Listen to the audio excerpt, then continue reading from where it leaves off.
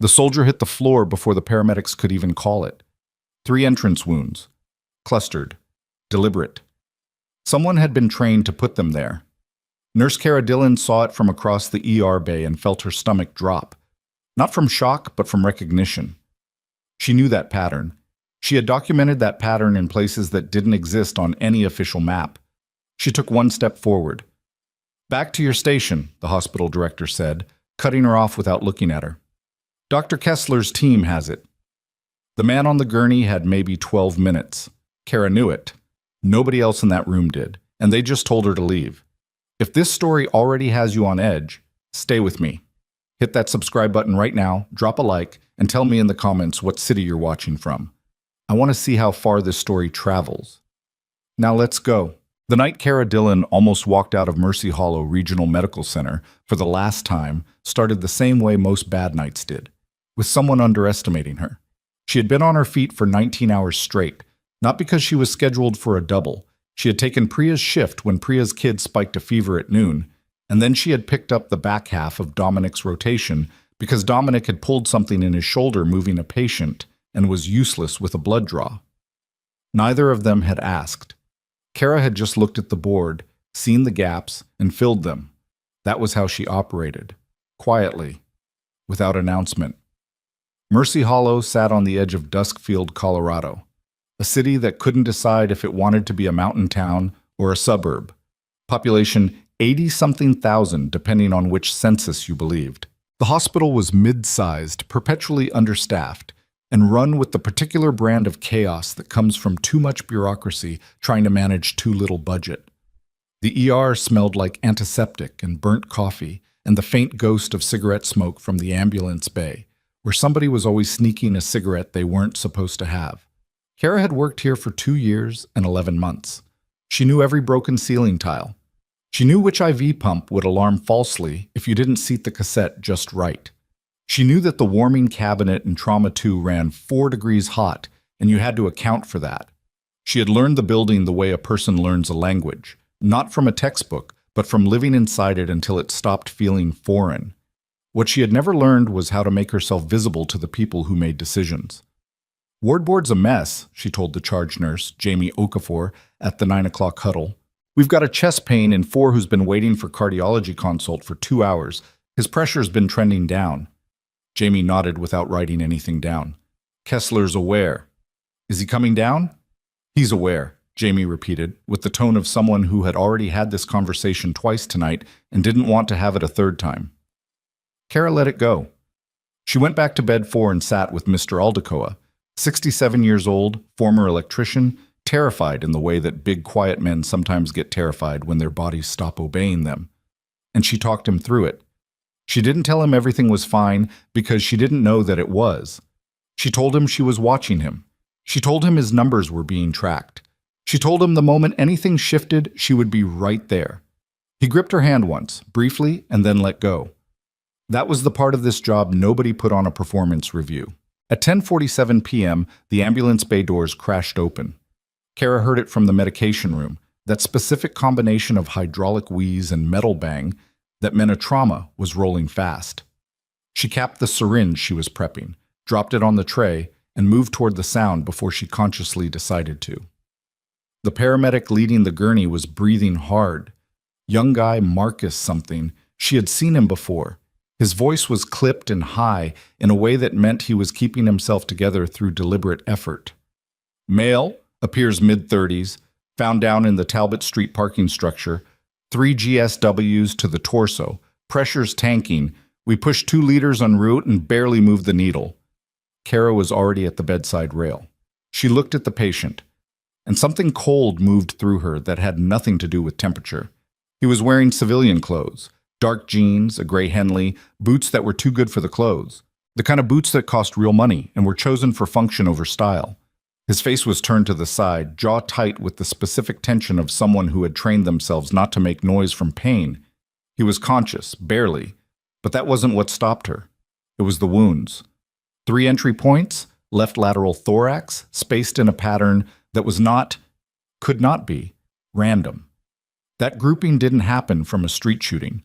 That grouping happened when a shooter had controlled breathing, controlled distance, and a target that had been planned in advance. She had seen it twice before in her life, both times in places she was not supposed to talk about, both times on men who had been specifically chosen to die.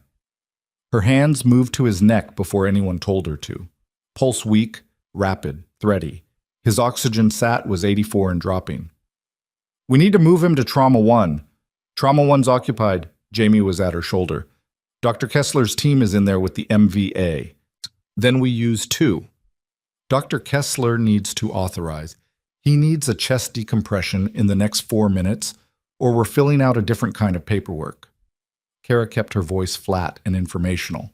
Not aggressive, just precise. "Get me a 14 gauge and get me Kessler." The patient's hand moved. It was slight, barely a shift of fingers on the gurney rail, but Kara caught it because she was watching everything. She leaned in because she recognized the intention behind it. He was trying to reach her. She put her hand over his. His lips moved. She leaned closer. "Compromised." He couldn't finish. His breath was ragged, catching, the sound of fluid where air should be. "Don't talk," she said quietly. "I've got you." But what she had heard stayed with her, like a splinter she couldn't see but could feel. Dr. Elliot Hartman arrived at 11:02. He was the kind of man who entered rooms as though the room had been waiting for him. Chief of Emergency Medicine, 53 years old, silver-templed, impeccably dressed even at this hour, because Hartman seemed to operate on a separate physical plane where shift work didn't wrinkle his shirt. He had a reputation for clinical precision and an equally strong reputation for not listening to people he considered beneath his attention. Kara was, categorically, beneath his attention. "Status," he said to Jamie, not to Kara. Jamie relayed everything Kara had said, almost word for word, with the slight but significant difference of not mentioning who had said it. Hartman snapped on gloves, approached the patient, did his own assessment with the focused efficiency of someone proving a point, and then looked up. "Tension pneumo, possible hemothorax. Get me thoracic on the phone and prep for needle decompression." "That's what I—" Kara stopped. Not because she lost her nerve, but because finishing the sentence would take time they didn't have, and the patient was more important than the argument. She was already prepping the needle. Hartman looked at her hands, then at her. Something passed across his face that wasn't quite acknowledgement, but was close to it. He didn't tell her to stop. She took that as permission and kept moving. The procedure took 90 seconds. When the pressure released, the patient's oxygen sat began climbing. 86, 88, 91. The room exhaled. Kara stepped back and stripped her gloves. And that was when Director Paul Renwick walked in. Renwick was not a medical man. He held an MBA and a certificate in healthcare administration, and he had been running Mercy Hollow's operations for 3 years on the strength of a cost reduction record that looked better on paper than it felt on the floor. He was 51, heavy through the shoulders, and he wore the expression of a man who considered the ER a liability rather than a function. He looked at the controlled chaos of the room, the nurses moving, the monitors alarming, the patient stabilizing, and his eyes landed on Kara the way eyes sometimes land on the thing that looks out of place. "Who authorized the trauma bay usage, quick?" he asked Hartman. "I did," Hartman said, without looking up from the patient. "I'm asking about the preliminary call, before you arrived." A pause. Hartman said nothing. Renwick turned to Kara directly. "You made the call to bring him in here." "I assessed the patient as critical," Kara said. "I used available resources." "You're a floor nurse." "I'm the person who was standing there." Renwick's expression didn't change, which was somehow worse than if it had. "We have protocols for a reason. You don't have the standing to make trauma bay assignments. That's not me criticizing your instincts. That's me telling you how this hospital functions." "The patient is stabilizing," Renwick said, "under Dr. Hartman's care, which means the situation is handled. And you—" he glanced at the clock on the wall. "You've been on shift since this morning. You're past your hours. Go home, Dylan." The room was quiet in the particular way rooms get when everyone is working very hard to look busy so they don't have to acknowledge what they're witnessing. "I want to monitor the patient for the next hour," Kara said. "His presentation is unusual, and I think—" I didn't ask what you think. It wasn't shouted. It didn't need to be. Renwick said it the way people say things when they've said them before, and they're tired of saying them, which was worse than anger, because it meant he genuinely did not consider her perspective worth the energy of a raised voice. Kara looked at him for a long moment. Then she looked at Hartman, who was busy with the patient's chart and had apparently developed a sudden intense interest in the monitor screen. Then she looked at Jamie, who gave her a microscopic wince that was the closest thing to an apology the charge nurse could offer without creating her own problem. Kara took her stethoscope from her neck and set it on the supply cart. "Fine," she said. "I'll clock out." She walked toward the exit at a pace that wasn't fast enough to look like retreat and wasn't slow enough to look like defiance. Just steady, one foot in front of the other. The security guard at the corridor checkpoint, a young guy named Travis, who she had brought coffee 3 times and who she was pretty sure had a crush on Priya, gave her a look that was half sympathy and half apology. She didn't make eye contact. She didn't trust herself to, right now. The locker room was empty. Her shoes on the tile floor made sounds that echoed. She sat on the bench in front of her locker and didn't open it. 19 hours and 40 minutes.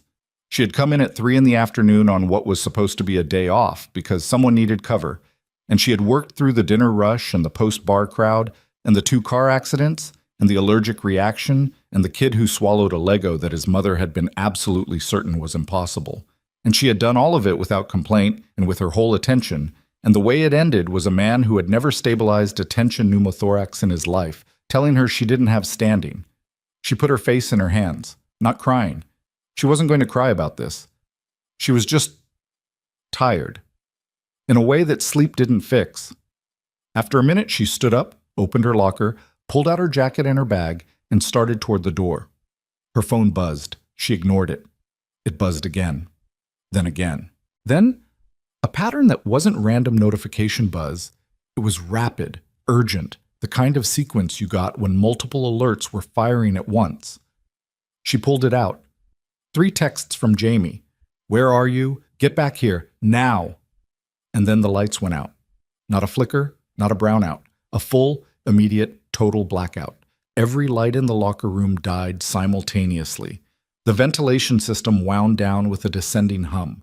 The emergency generators kicked in after a 4-second gap that felt much longer, bathing everything in the dim yellow-red of backup power, which meant non-essential systems, which meant the main trauma monitors, which meant... Kara was running before she finished the thought. The corridor was already in controlled panic. Staff were moving fast, speaking in the clipped professional shorthand of people who had trained for emergencies, but not quite this emergency.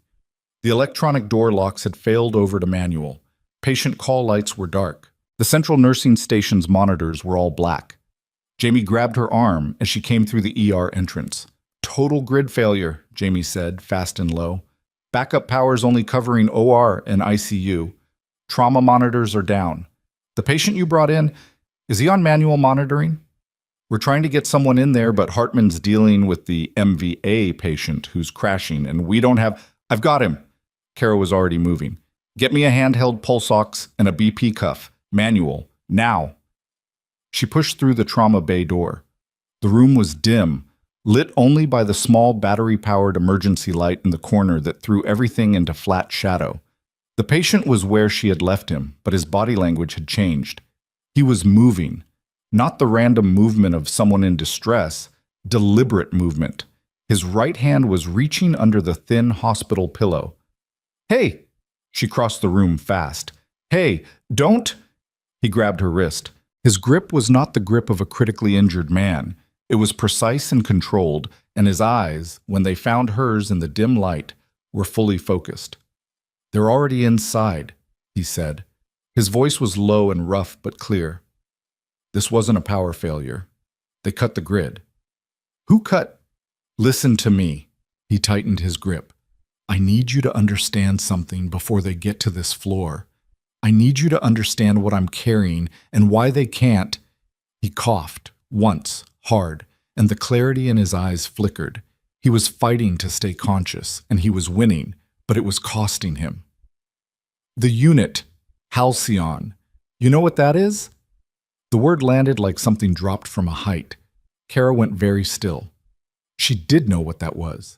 She knew it in the way you know something you were debriefed about and told to forget, something that had your signature on a form in a file that officially didn't exist. She knew it because 3 years ago, in a forward operating base outside a city she still couldn't name publicly, she had treated 4 men from a unit that didn't appear in any command structure she was given, and the officer who debriefed her afterward had been very specific about the word classified, and very specific about what happened to people who forgot what that word meant. She stared at the man on the gurney. "Who are you?" she said. But before he could answer, she heard it, from the corridor, from the direction of the service elevators, the specific sound of boots moving in coordinated pairs. Not hospital staff, not the shuffling, task-focused movement of medical personnel. This was different. This was the pattern of people who moved in formation even when they were trying not to. Kara let go of his hand and turned toward the door. Through the small reinforced window in the trauma bay door, in the dim backup lighting of the corridor, she counted 3 figures in gray maintenance uniforms moving toward the nursing station. They were not checking equipment. They were not consulting any work order. They were moving with a purpose that had nothing to do with fixing the power. And one of them, just briefly, turned his head toward the trauma bay door. His eyes scanned the window. Kara stepped back, flat against the wall, out of the line of sight. Her heart was doing something complicated in her chest. Not racing. That wasn't quite it. It was the thing she had felt once before, on a mountain road outside of a city that didn't exist, when the convoy she was with went quiet because someone on the radio said a word that meant stop moving and do not make a sound. That particular awareness, that specific recalibration of every sense. She looked at the patient. He was watching her. "You've done this before," he said. It wasn't a question. Kara moved to the supply cabinet on the far wall. Her hands went to the latches automatically, and she found the emergency kit. Red case, white cross, the one every trauma bay had to have by code. She pulled it out, set it on the counter, and opened it. Her hands were steady.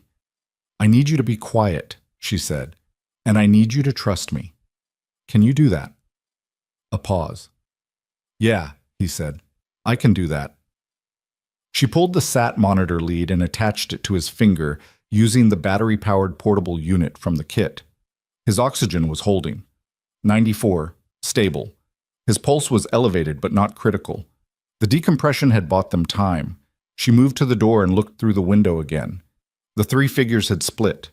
One was near the nursing station. One had gone down the corridor toward the waiting room. The third was unaccounted for. Kara stepped back and scanned the trauma bay. It was approximately 30 feet by 20 feet. One main entrance. One supply corridor access in the back that connected to the sterile supply route.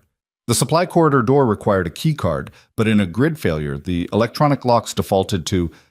She crossed the room, pressed the handle on the supply corridor door. It opened. She turned to the patient. "Can you walk if I help you?" He looked at the IV line in his arm. "If you unhook me." "I'm not unhooking you. The bag comes with us." She found an IV pole in the corner, clamped the bag to it, and handed him the pole.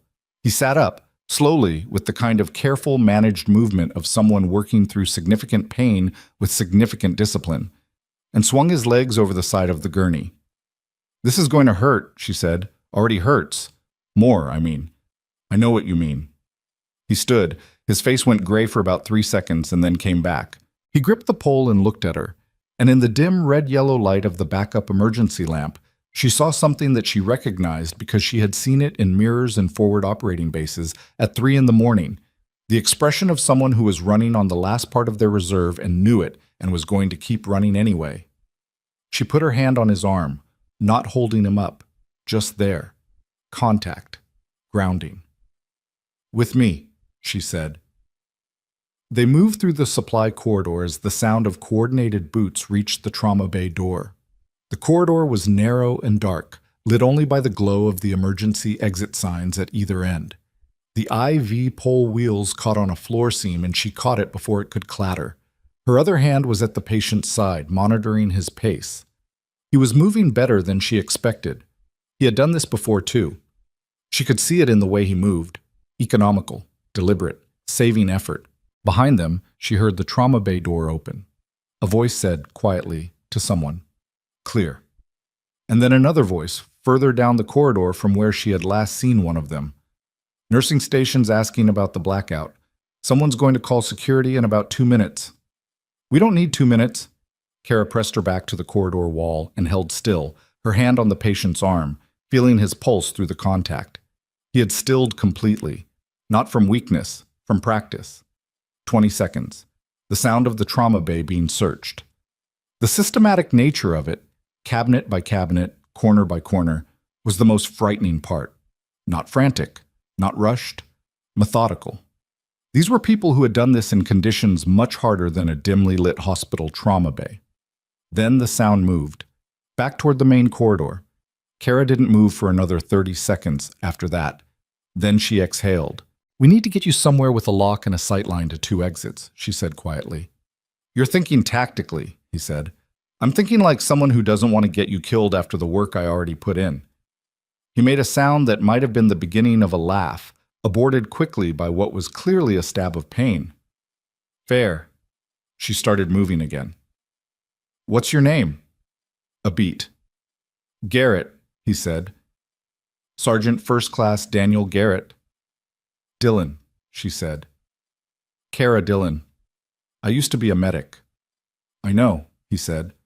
She stopped walking, turned, and looked at him. In the dark corridor, his face was hard to read, but his voice, when he spoke again, was careful and deliberate and meant to land. "Why do you think they cut the power to the whole hospital, Dillon?" he said. "They didn't just come for me." The emergency exit sign at the end of the corridor buzzed softly in the silence. Kara looked at it for a moment. Then she started moving again, faster this time, her mind already 3 steps ahead, her hands already steady. The part of her that she had spent almost 3 years burying in locker rooms and double shifts and quiet self-erasure surfacing now with the calm, flat clarity of something that had never actually gone away. It had just been waiting. The supply corridor connected to the hospital's central utility spine, a long, low-ceiling passage that ran the building's length like a hidden nervous system. Kara knew it existed because she had once spent 20 minutes down here looking for a replacement infusion pump that maintenance swore they'd restocked. She had found the pump. She had also found that the corridor was a maze that most staff avoided because it was confusing and loud with the constant mechanical noise of HVAC systems and electrical conduit. Right now, that noise was an advantage. She moved Garrett through it with one hand on the IV pole and one hand near his side, not touching but ready, monitoring his gait the way she'd learned to monitor things, constantly, peripherally, without making it obvious. He was holding up better than he should have been. That bothered her slightly, the same way any outlier bothered her. People in his condition didn't move this well unless something in their training had recalibrated what pain response looked like, which meant he was probably hurting more than he was showing, which meant she needed to watch him more carefully, not less. "Storage room," she said quietly. "End of this corridor, second left. It's not on the main floor plan." "How do you know that?" "Infusion pump." He didn't ask her to explain. She appreciated that. The storage room was exactly where she remembered it. A heavy door marked biomedical equip/no patient access that was perpetually ignored by everyone except the biomed tech who came through twice a month. She tried the handle. Unlocked, because of course in a grid failure the card reader was dead. She pushed it open. Inside, shelving units, equipment cases, the particular smell of rubber and mineral oil and old cardboard. One narrow window near the ceiling, ground level outside, letting in the minimal ambient light of the hospital parking structure. She got Garrett to the wall farthest from the door and eased him down to sitting. He didn't protest, which told her he needed it. She hung the IV bag on a shelf bracket and checked the drip rate by feel, still running. She pulled the portable SAT monitor from her pocket. She'd grabbed it automatically when they left the trauma bay, one of those reflexes she hadn't known she still had, and clipped it back on his finger, 94%. Pulse 98. Down from 112 when they'd left the bay. "You're stabilizing," she said. "Told you I could walk." "You could walk. Doesn't mean you should." She sat back on her heels and looked at him directly for the first time with actual light, even the dim gray kind coming through the ground-level window. He was mid-30s, as the paramedic had said. Square jaw, the kind of face that looked like it had been through things and hadn't quite recovered its original shape. a scar running through the left eyebrow that was old enough to be faded. He looked like someone who had spent a long time being useful in conditions that didn't make the news. "Halcyon," she said. "Tell me what happened." He was quiet for a moment, not stalling. She could tell the difference between someone constructing a lie and someone deciding how much truth to give. He was doing the latter. "You know what the unit was," he said finally. "Forward recon, black budget. No command signature above a certain pay grade." She paused. "I treated 4 of yours once. I was never told their names." "Valdez, Huang, Sorrento, and Briggs," he said. "Outside Cotan, 2019. She said nothing, but something shifted in her chest. She had thought about those 4 men occasionally in the years since. Whether they'd made it, whether anyone had. "I was the 5th, Garrett said. "I was on the extraction vehicle when the contact happened. I wasn't hit. And now you're here." "Now I'm here." He looked at the window. "The unit was deactivated 8 months ago. Official story is budget reallocation. Real story is that 2 of our operations were sold. Not compromised, sold. Someone in the contractor pipeline was moving mission data to private buyers. We lost people because of it." Kara kept her expression neutral. "How many?" "Officially, none. We don't exist, remember?" His voice was flat, not bitter. He'd passed through bitter and come out somewhere quieter on the other side. "I've been building a file for 6 months. Financial records, communication intercepts, identity documentation, enough to name the specific individuals who facilitated the transactions." "Where's the file?" He tapped his chest. "Left side, below the entry wounds." She stared at him. "It's not physical," he said. "Encrypted data. Drive embedded behind the sternum plate of a vest I was wearing when they hit me. The vest is... I don't know where the vest is. They may have it. Or the paramedics cut it off in the field." A pause. "Yeah, that's possible." "What was the vest look like?" "Standard plate carrier, gray, no markings. There was a panel on the inside left behind the ceramic, sealed with military-grade epoxy. They wouldn't have known what it was. So it might be in the trauma bay," she said, "or evidence storage, or the paramedic unit. Or whoever did this already has it." They sat with that for a moment. From above them, through the floor, she could hear movement. Not running, controlled. The kind of systematic sweep that someone ran when they had a floor plan and a purpose. She glanced at the ceiling. "They're on the main floor," she said. "How many did you count?" 3 in the maintenance disguise. There may be more outside." "There are more outside." He said it with the certainty of someone who knew how these operations were staffed. "Minimum 6 for a containment like this. Probably 8. 2 on exits, 2 on vehicle, 4 inside." "You've run this type of op." "I've run this type of op." She looked at him. "Then you know they're not going to stop at searching the floor.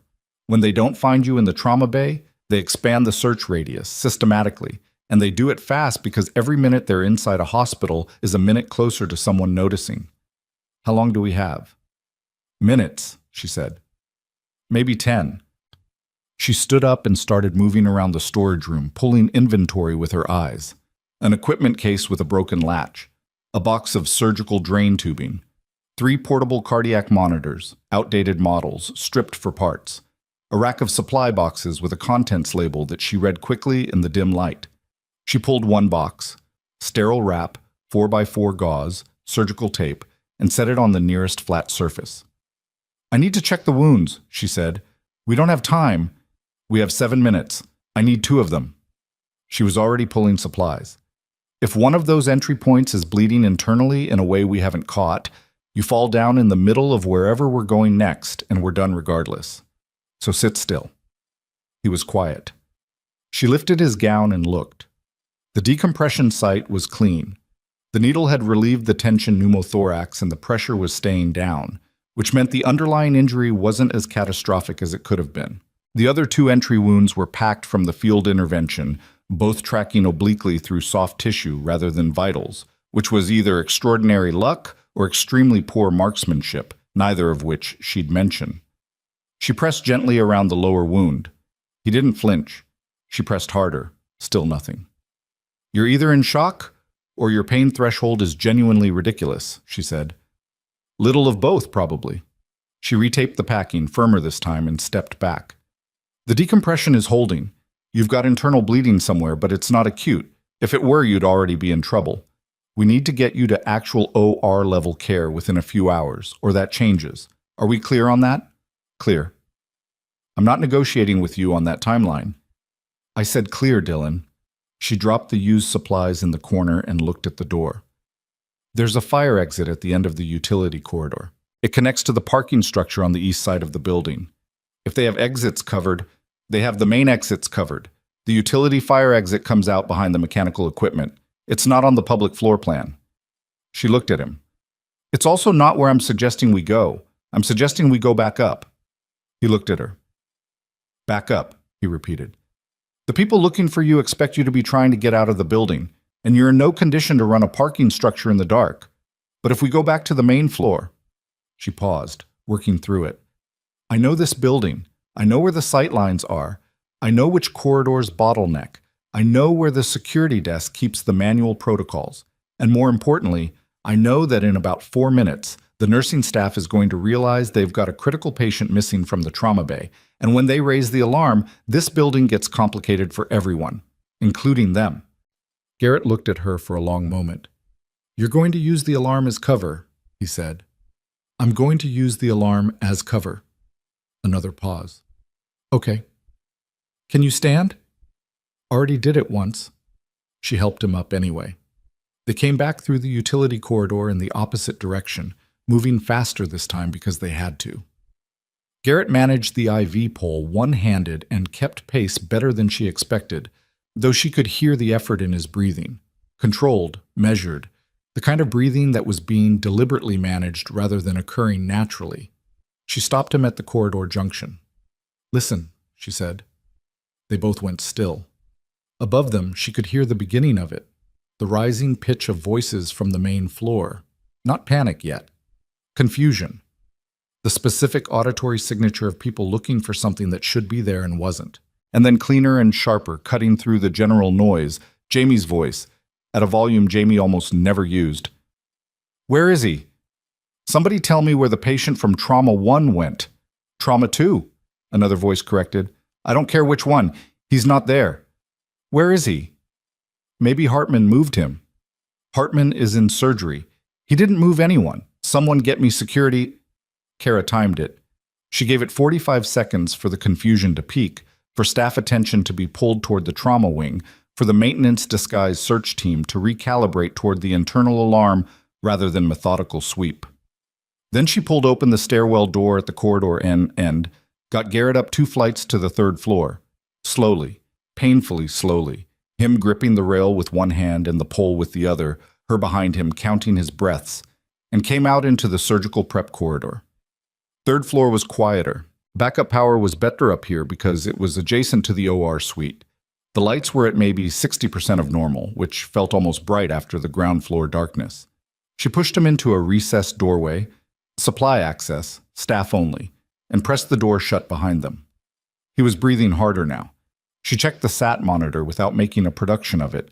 92%, down 2 points from the climb. Give me a minute, he said.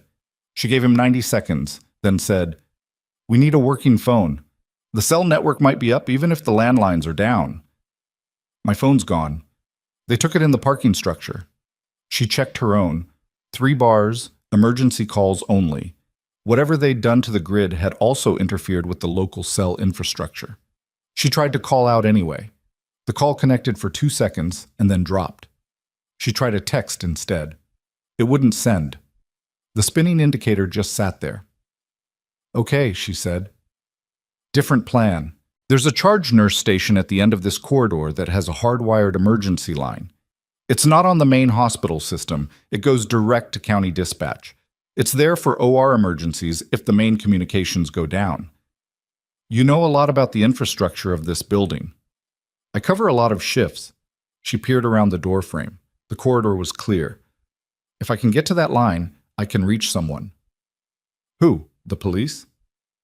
I was thinking more specific than that. He looked at her.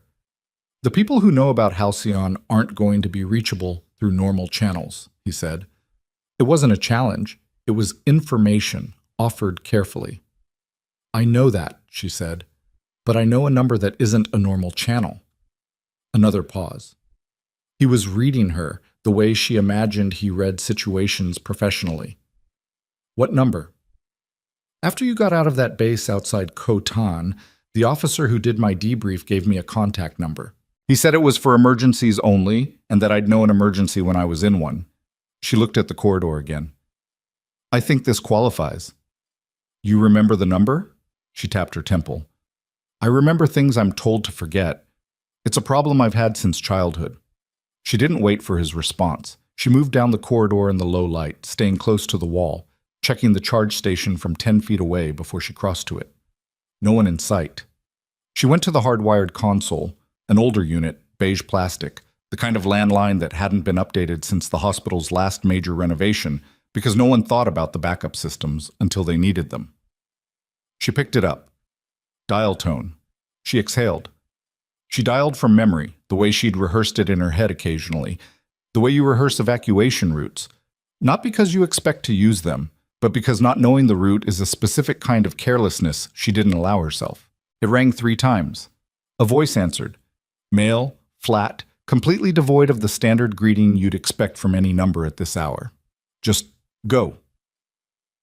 This is Cara Dillon. I was attached to the 312th Medical Evacuation Unit out of Fort Callum as a contracted specialist. I treated 4 members of Halcyon in 2019. Post-debrief was conducted by I never got his name. He had a scar on his left hand. I have one of yours.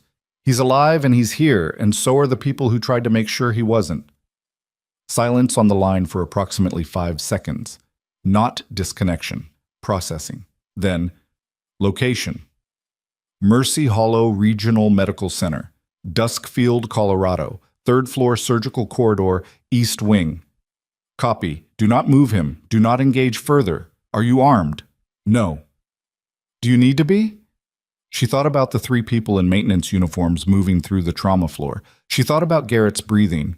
She thought about the fact that she had managed to keep a critically injured man alive for the last 45 minutes using a portable sat monitor, a needle, and a supply corridor she'd found by accident looking for an infusion pump. I'll manage, she said. We'll have eyes on your location in... A pause. The voice consulted something. 22 minutes. That's a long time.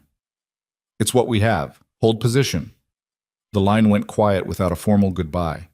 She set the receiver back in the cradle. 22 minutes. She walked back to where she'd left Garrett, and he read her face before she could speak.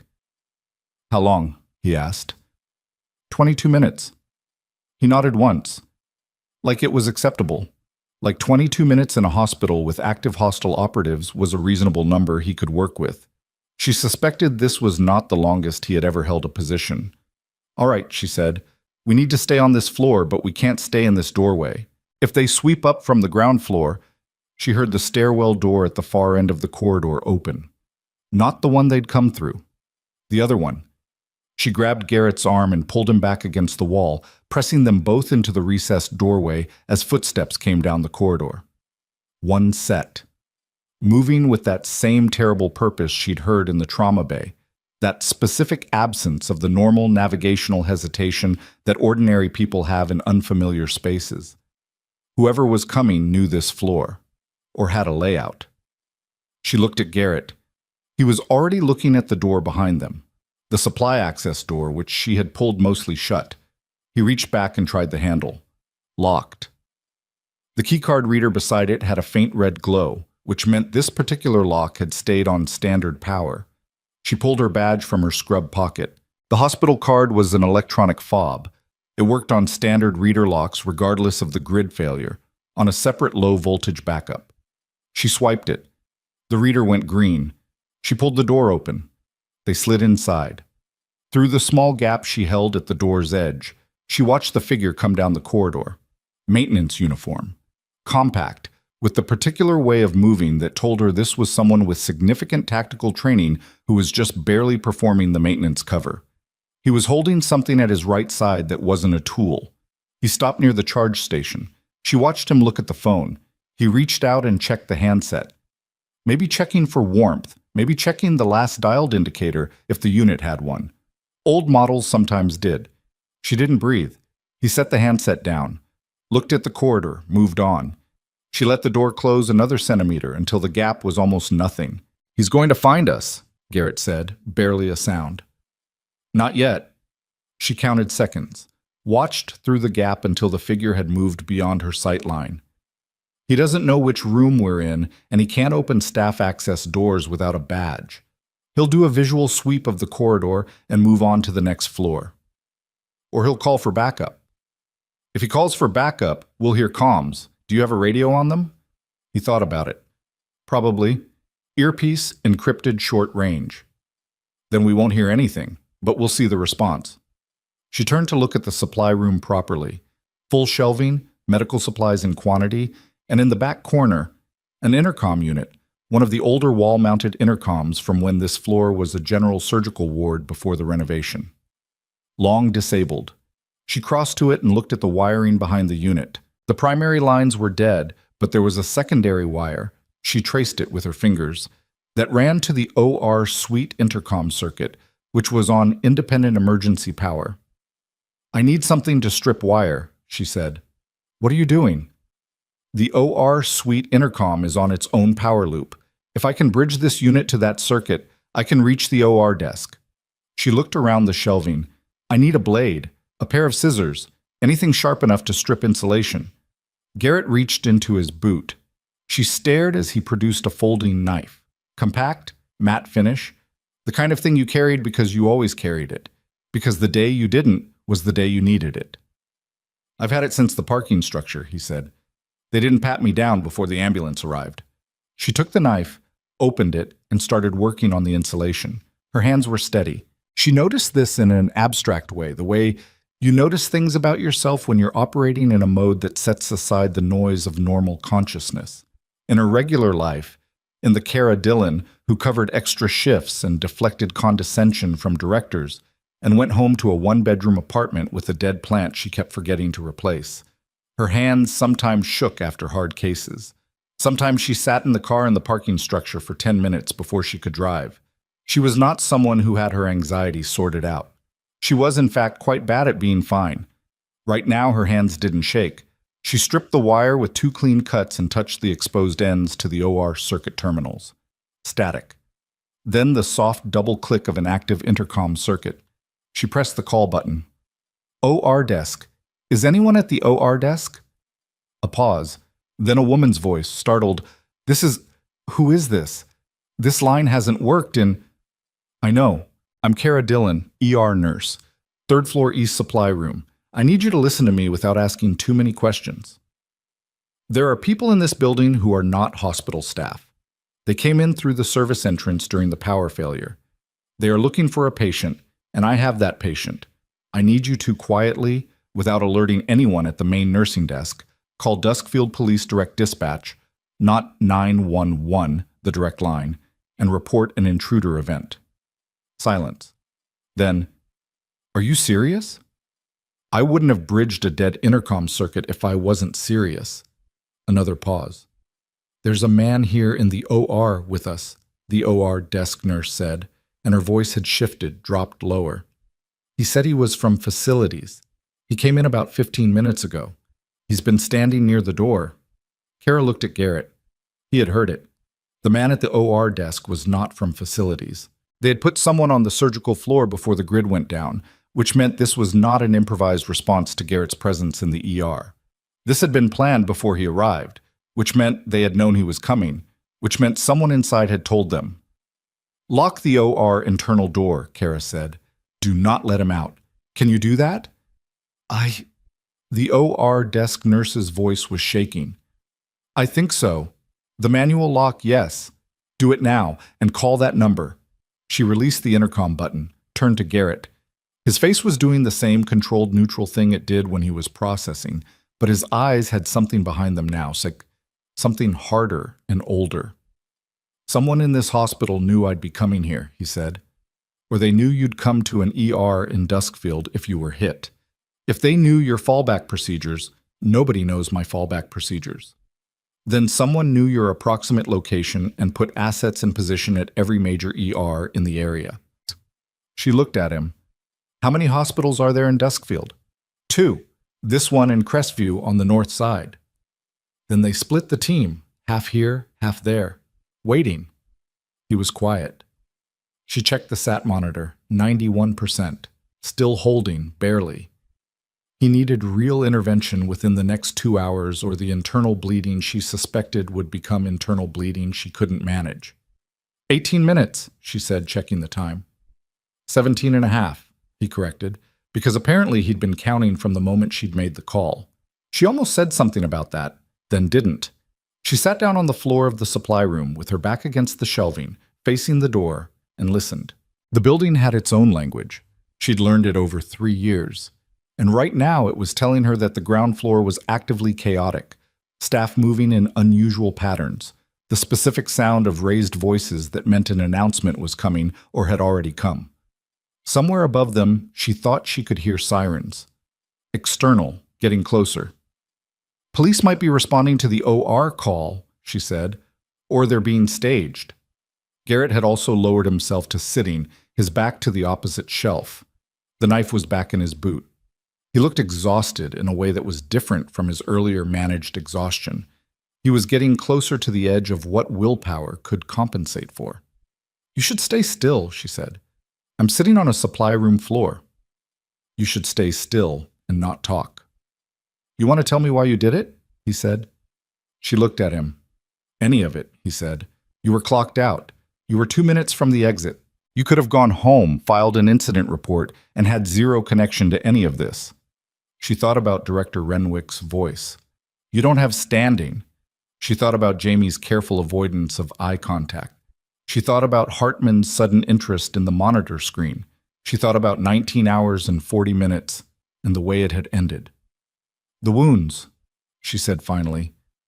"I saw the wounds and I recognized them, and I couldn't make myself not know what I was looking at." She paused. "I've been trying to do that for 3 years. Not know things, not see things. Be a regular ER nurse who does regular ER nursing and goes home at a regular hour." A beat. "Turns out, I'm not particularly good at it." Garrett said nothing. From somewhere in the building, not the floor above, not the floor below, but this floor, close, she heard a door, and then footsteps. More than one person this time. She was on her feet before she'd made a conscious choice about it. She pressed her eye to the gap of the supply room door. 2 figures now, moving together down the corridor from the direction of the OR suite. One in the maintenance uniform, one in street clothes, dark jacket, unremarkable, the kind of nothing clothing that was chosen specifically to be nothing. They were moving quickly, not running, but not searching anymore. They were moving like they knew where they were going. She looked back at Garrett. He was up. She hadn't heard him stand. "They made us," she said quietly. "OR desk," he said. The man inside heard the intercom call. Of course. She'd been talking on an open circuit, loud enough for the OR desk nurse to hear her, and loud enough for the man standing at the OR suite door to hear her voice through the wall. She scanned the room. Shelving, equipment, one door, no windows. The footsteps stopped outside. A beat of silence. Then a voice, not loud, but close. "We know you're in there. I need you to come out. Nobody here is going to get hurt." Kara stood in the dim supply room with her back straight and her jaw tight, looking at the door between her and that voice, and she thought about what she had and didn't have. She had a patient who needed surgery. She had a dead intercom and a knife she'd already returned. She had 14 minutes until someone who had answered a phone at 2 in the morning showed up to a hospital in Colorado, and she had absolutely no guarantee of what state things would be in when they arrived. She also had 3 years of being told she didn't have standing. She looked at Garrett. He was watching her with an expression that was waiting, not desperate. The expression of a soldier who has identified the decision point and is waiting to see how the person in command calls it. And that, more than anything else, was what straightened her spine. She put her hand flat on the door. "Last chance," the voice outside said. She said quietly to Garrett, "Get against the back wall, left side. Don't move until I tell you." He moved. She took a breath, and she opened the door. The 2 figures were directly in front of her. The maintenance uniform one on the left, the street clothes one on the right, and they had one clear tactical advantage over her, which was that they were expecting her to be afraid, because she was a nurse who had been hiding in a supply room. What they were not expecting was for her to step fully into the corridor and pull the door shut behind her, cutting off Garrett's location as a reference point, and then stand there with her hands at her sides and her expression completely calm, and look at them the way she had learned to look at very bad situations from very close range. "My patient needs surgery," she said, "and I have about 13 minutes before this building becomes extremely complicated for everyone who doesn't belong here. I'd encourage you to use that time productively." The man in the maintenance uniform reached toward his left side, and that was when the east stairwell door exploded open. Not from below, from the roof access above. The first figure through the door was wearing tactical gear with no visible insignia, moving with the specific controlled aggression of someone breaching a space on purpose and with training, and behind that figure were three more, and the corridor filled very quickly with the kind of presence that changed the geometry of every other person in it. The man in the maintenance uniform froze. The voice that cut through the corridor came from behind Kara, from the figure now positioned at her left shoulder, close enough that she could hear the radio traffic through the earpiece, close enough that when the figure spoke, she recognized it was directed entirely at the two men in front of her. "Federal authority, hands where I can see them. Do not make this a problem." The maintenance uniform man dropped his hand away from his left side. The street clothes man raised both hands, and in the ringing silence that followed, with the corridor secured and the sound of more boots on the stairs, and the distant sound of sirens that were finally arriving at the hospital's main entrance, the figure at Kara's shoulder turned to look at her. Dark tactical vest, no insignia, a face she had never seen before, and also, somehow, a face that made sense to look at here, in this context, at this hour. "Medic Dillon," the figure said, and Kara's breath left her slowly, because those two words, that combination, her name and the title she'd buried 3 years ago in a locker room, just like the one she'd nearly walked out of an hour ago, hit her somewhere she wasn't ready for them to hit. She nodded. "Your patient," the figure said. "Where is he?" She reached back and pushed open the supply room door. Garrett was against the back wall, left side, exactly where she'd told him to be. He looked at the tactical figure in the doorway. The figure looked at him. Something passed between them that Kara didn't have language for. Some specific recognition that existed in a space she had been adjacent to, but never inside. "Sergeant," the figure said. "Major," Garrett said, and then, because he had used up every reserve he had getting through the last 40 minutes, he slid down the wall to sitting, caught himself on one arm, and didn't quite make it look controlled. Kara was already at his side. "Sat monitor," she said to no one in particular. "He needs volume. He needs imaging, and he needs an OR in the next 90 minutes. From the corridor came the sounds of the hospital reasserting itself, more voices, police radios, the specific clatter of an institution suddenly dealing with consequences. The power had not come back on. The backup lighting was still casting everything in that flat emergency amber. The major crouched at Garrett's other side and looked at Kara across him. "You held this position," the major said. "It's what I was told to do. You had no backup, no weapon, and a critical patient." "I had a supply room and a broken intercom," she said. "You work with what you have." The major looked at her for a moment with an expression that was difficult to read in the amber light. It wasn't quite respect. It was something more like the recognition that comes when a category you had filed something under turns out to be the wrong category entirely. But there wasn't time for any of that. Because at the far end of the corridor, visible through the now open stairwell door, she could see Director Paul Renwick standing at the third-floor landing, and he was not looking at the tactical team, not looking at Garrett, not looking at any of the things that should have been commanding his attention. He was looking at Kara, and the expression on his face was not what she expected. It wasn't shock. It wasn't guilt. It was something calculating, something that flickered with options the way a man's face flickers when he's still trying to find a move in a game he should have already conceded. And in the half-second before he turned away, she saw his hand go to his jacket pocket. "Hold him," she said. The major looked up, but Renwick had already turned and was moving back down the stairs, and what Kara had seen in his jacket pocket before it disappeared, the edge of it, The slight rectangular angle she had seen before on people who were attempting to destroy small pieces of evidence quickly was not a phone. Two of the tactical team were already moving before Kara finished the word. She didn't wait to watch them. She turned back to Garrett because Garrett was her immediate problem and Renwick was theirs, and she had learned a long time ago that you had to trust the people on your left and right to handle their quadrant while you handled yours. She pressed 2 fingers to his neck. Pulse was weaker, not dramatically but measurably, and measurement was everything right now. "He needs volume," she said to the major. "Do your people have a field kit?" "Medic's on the way up." "How far?" "1 floor." "Get them here faster." The major said something into the radio on his shoulder, and Kara kept her fingers on Garrett's pulse and counted. His SAT had dropped to 89. The internal bleeding she had suspected was no longer theoretical. It was progressing, slowly, but inevitably, the way these things always progressed when you couldn't get a patient to imaging. "Still here," Garrett said, without opening his eyes. "I can tell," she said. "Stop using energy to reassure me." "You looked worried." "I am worried.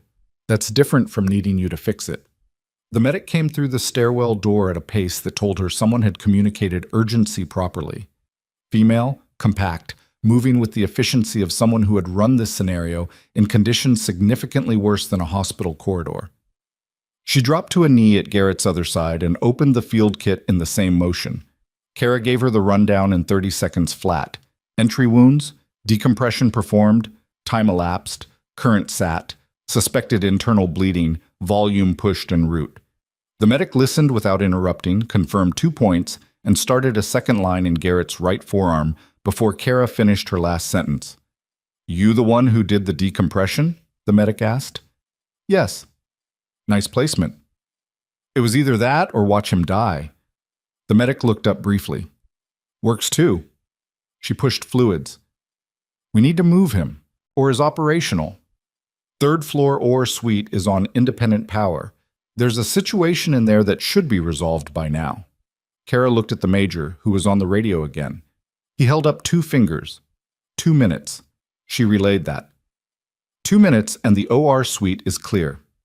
The medic nodded and kept working. Kara stood and gave herself 3 seconds to do what she hadn't allowed herself to do for the last hour, which was feel the full weight of what was happening. The corridor. The amber light.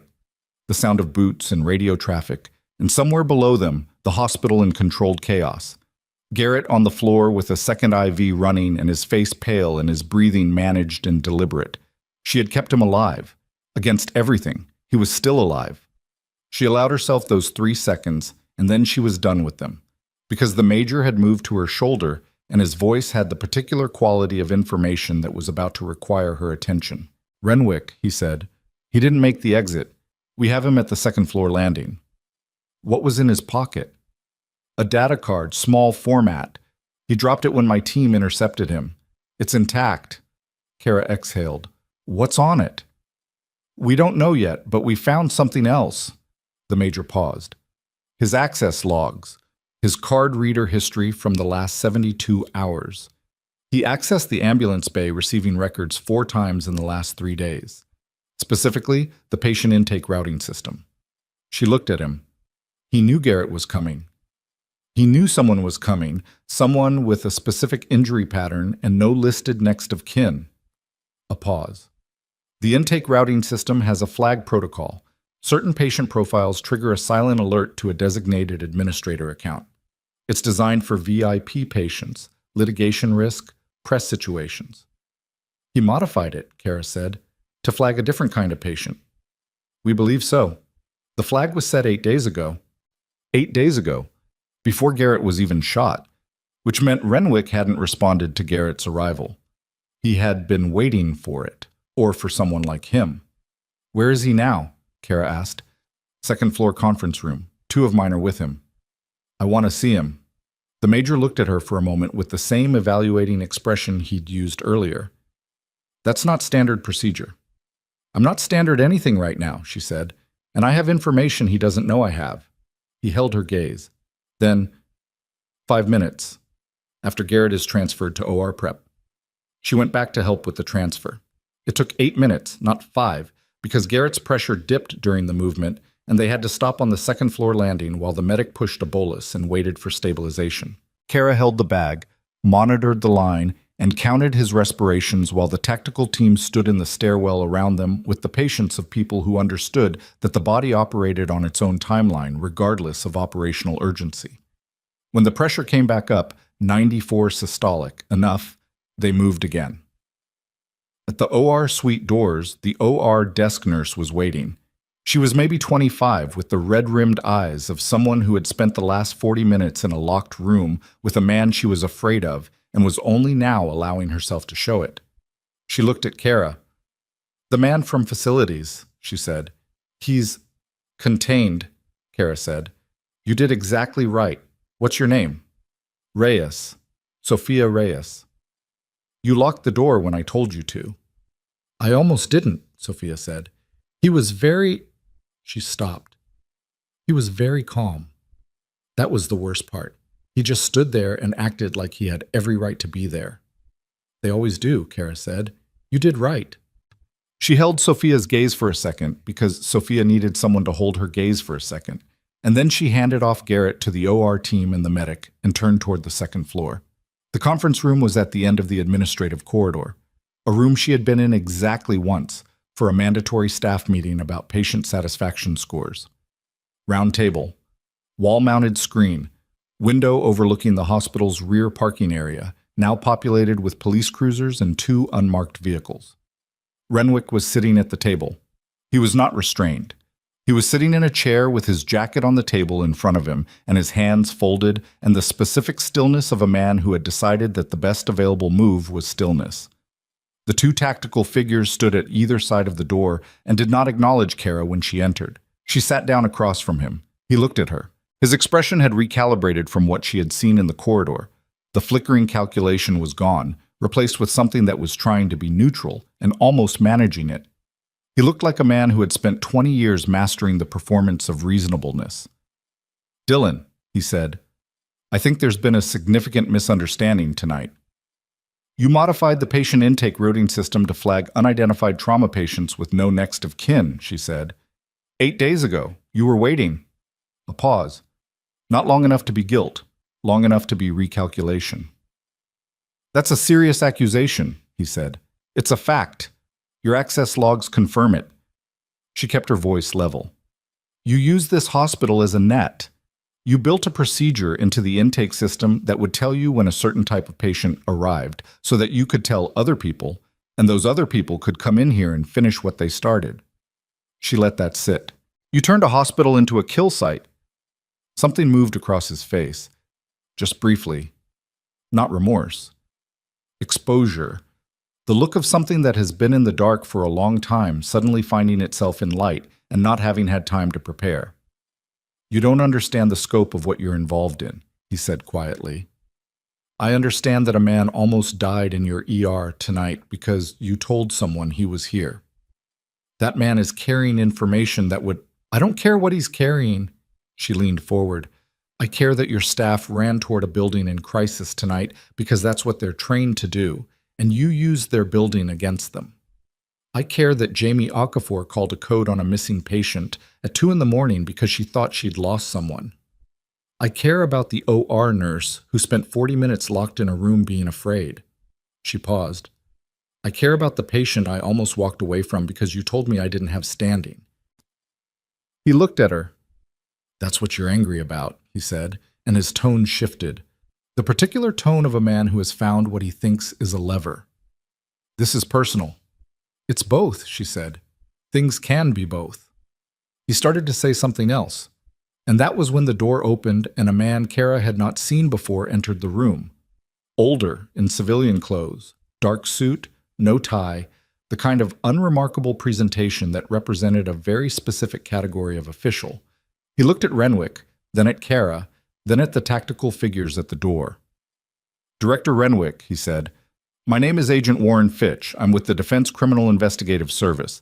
I need to advise you that you are being detained in connection with a federal investigation, and that anything you say from this point forward—" Renwick stood up. Fast. The chair scraped back. Both tactical figures moved simultaneously, but Renwick wasn't going anywhere. He was standing because he was the kind of man who couldn't receive this sitting down. He stood and he looked at Kara across the table, and his jaw was tight, and his voice, when he found it, was low and directed entirely at her. "You have no idea what you've just done," he said. "I kept my patient alive," she said. "Everything else is yours." Fitch stepped forward. The tactical figures moved with him, and Renwick, who had told her she didn't have standing, who had dismissed her in front of a room full of people who hadn't said anything, who had built a mechanism of death into the hospital intake system, and then straightened his tie and gone back to his office. Renwick looked at Kara Dillon one more time before the men moved him toward the door, and she looked back. She did not look away first. He was 2 steps from the door when his phone, still in his jacket on the table, lit up with an incoming call. Everyone stopped. The screen was face up. The number on it was not a contact name. It was a number, raw, with a Colorado area code. And beneath the incoming call notification, visible for the 3 seconds before Fitch crossed the room and turned it face down, was a notification from an app she recognized, a secure delete application, triggered remotely. Someone had just tried to wipe Renwick's phone from outside the building.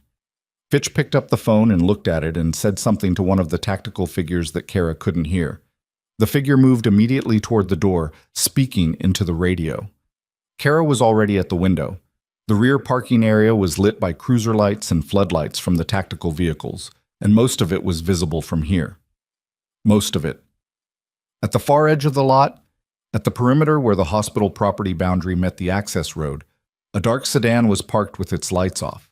As she watched, it moved, slow at first and then faster, pulling toward the access road's far exit, the one that connected to the service road rather than the main street, the one that the police response hadn't blocked because it wasn't on the standard approach. "There's a vehicle," she said. "Far end, service exit, no lights?" "We see it," the major said from the doorway. He was already on the radio. "All units, dark sedan, service road egress. Intercept now." She watched the car reach the service road and accelerate. For a long moment, in the floodlit dark, it was just a pair of taillights getting smaller. And then, from the direction of the main road, headlights appeared. Multiple. Moving fast toward the service road junction. Not police cruisers. The lights were wrong for that. Too bright, and too evenly spaced. The specific light configuration of larger vehicles. The sedan braked, reversed, was blocked on the other side now by one of the unmarked vehicles that had repositioned. It sat in the service road between 2 sets of headlights and did not move. Kara let out a breath she had been holding for what felt like several minutes. Behind her, she heard Renwick's voice. Not loud, not dramatic, just the voice of a man watching a structure he had built for years collapse in a single night. He said, "I want a lawyer." "That's your right," Fitch said. "I want one now." "That's also your right."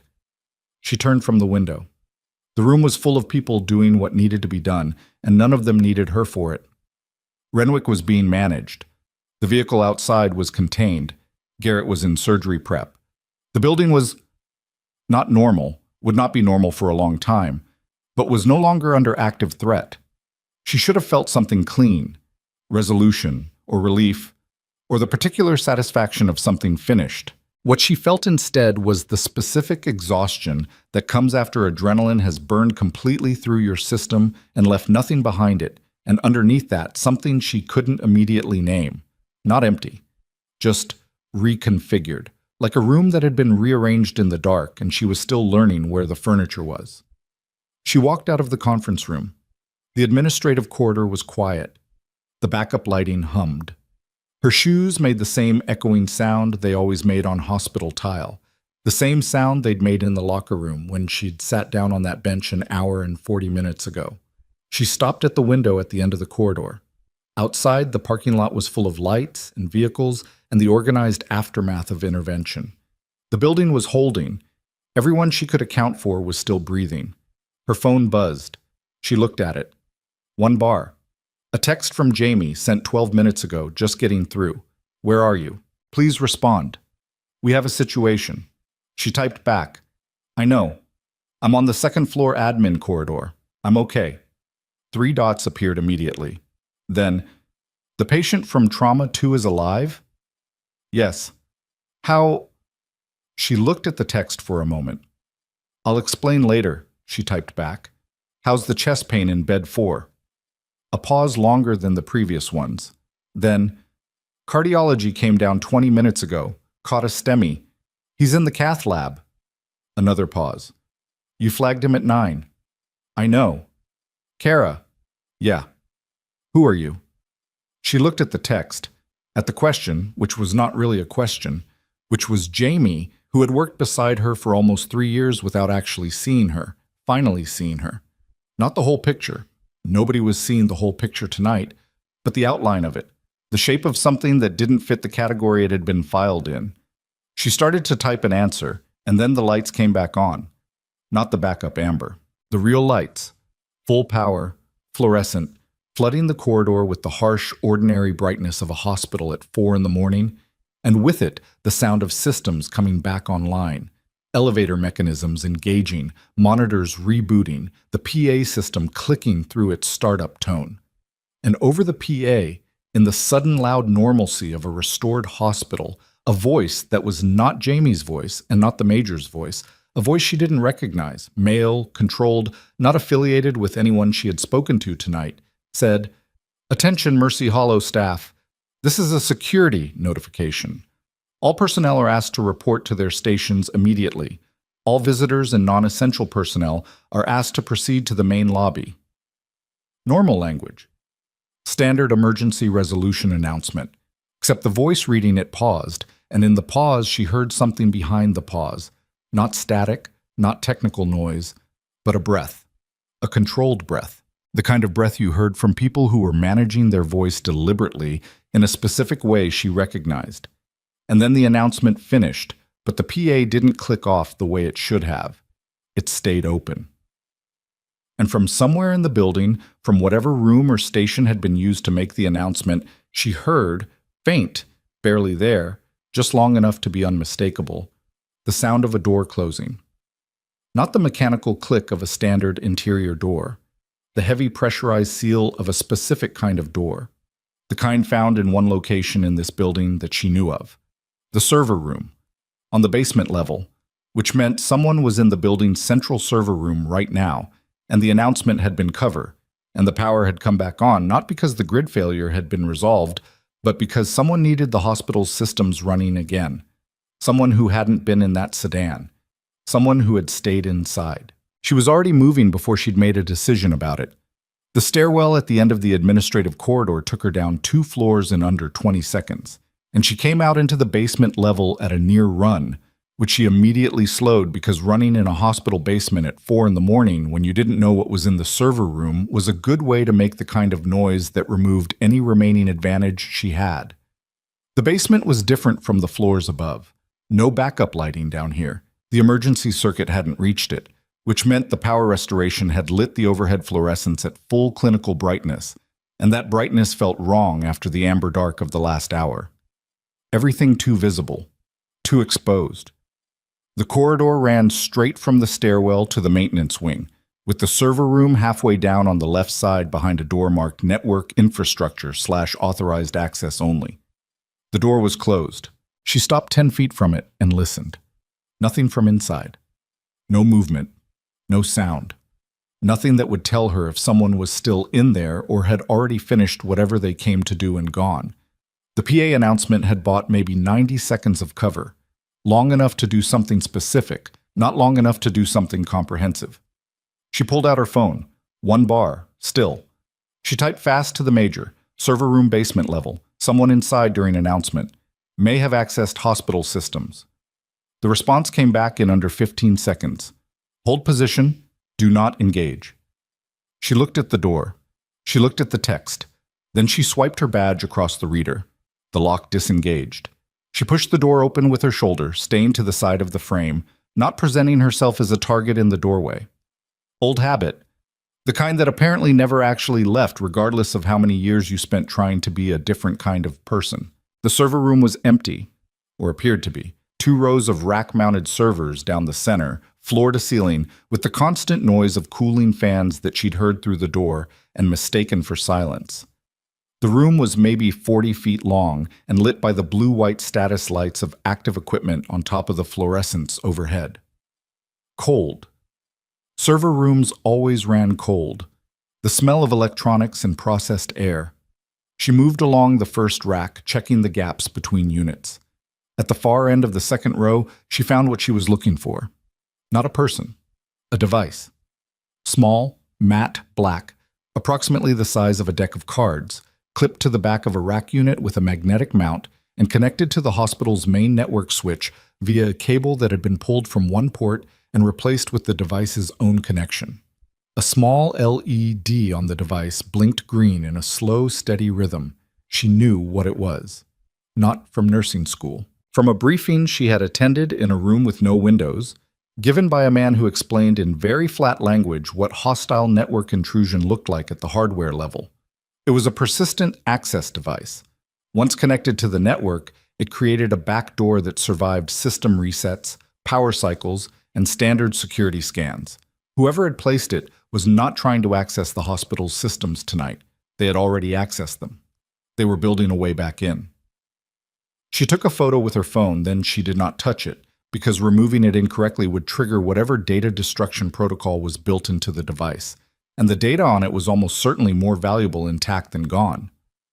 She backed out of the server room, kept the door held open with her foot, and called the major's direct line instead of texting. He picked up on the first ring. "Server room," she said. "Far end of the second rack row. Network access device. Mag-mounted. Currently active. Green indicator. It needs a forensic extraction. If you pull it wrong, it'll wipe." She paused. Whoever put it there is gone, but they were here during the announcement. They used the PA as cover. A beat of silence that meant he was processing and redirecting simultaneously.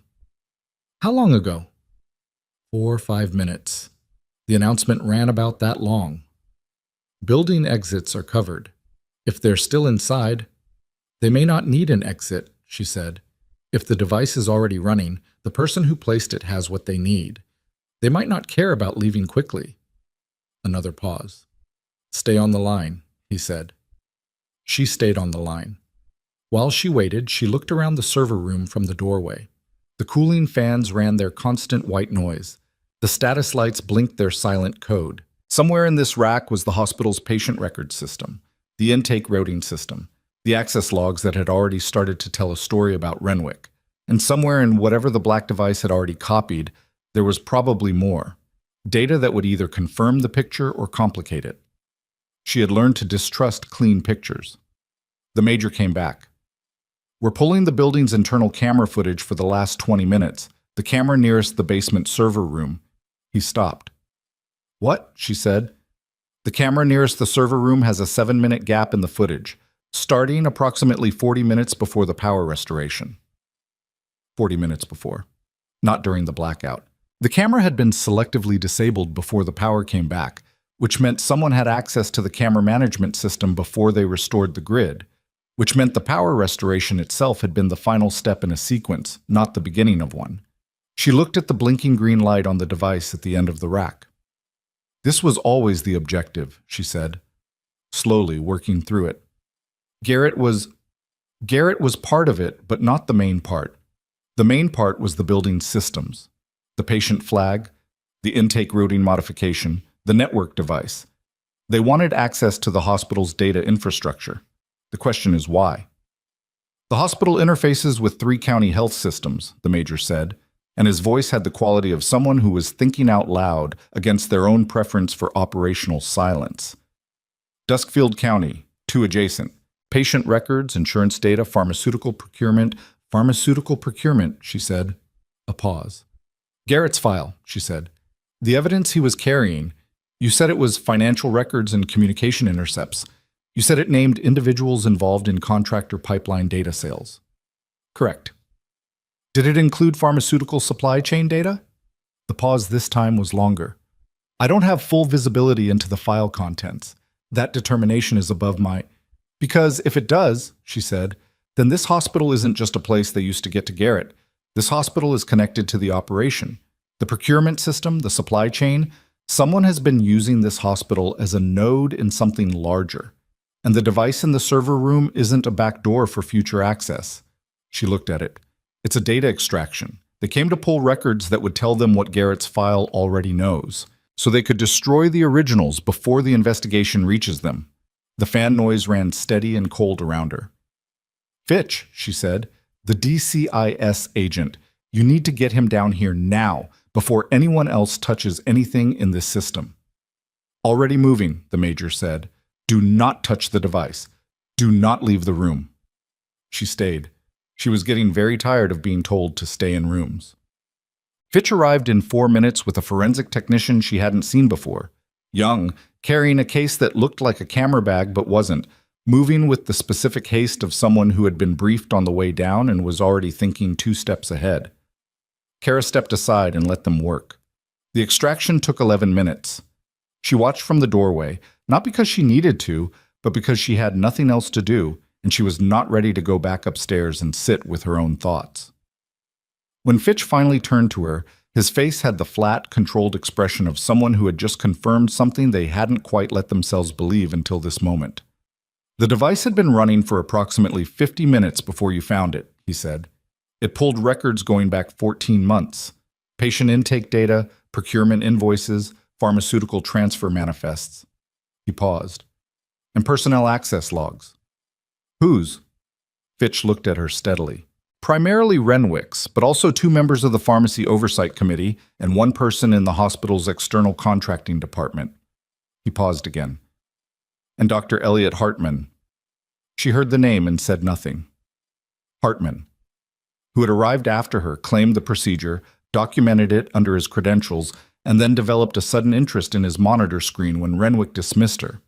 Hartman, who had been in the building all night, running the MVA case, authoritative and untouched, and never where the chaos was.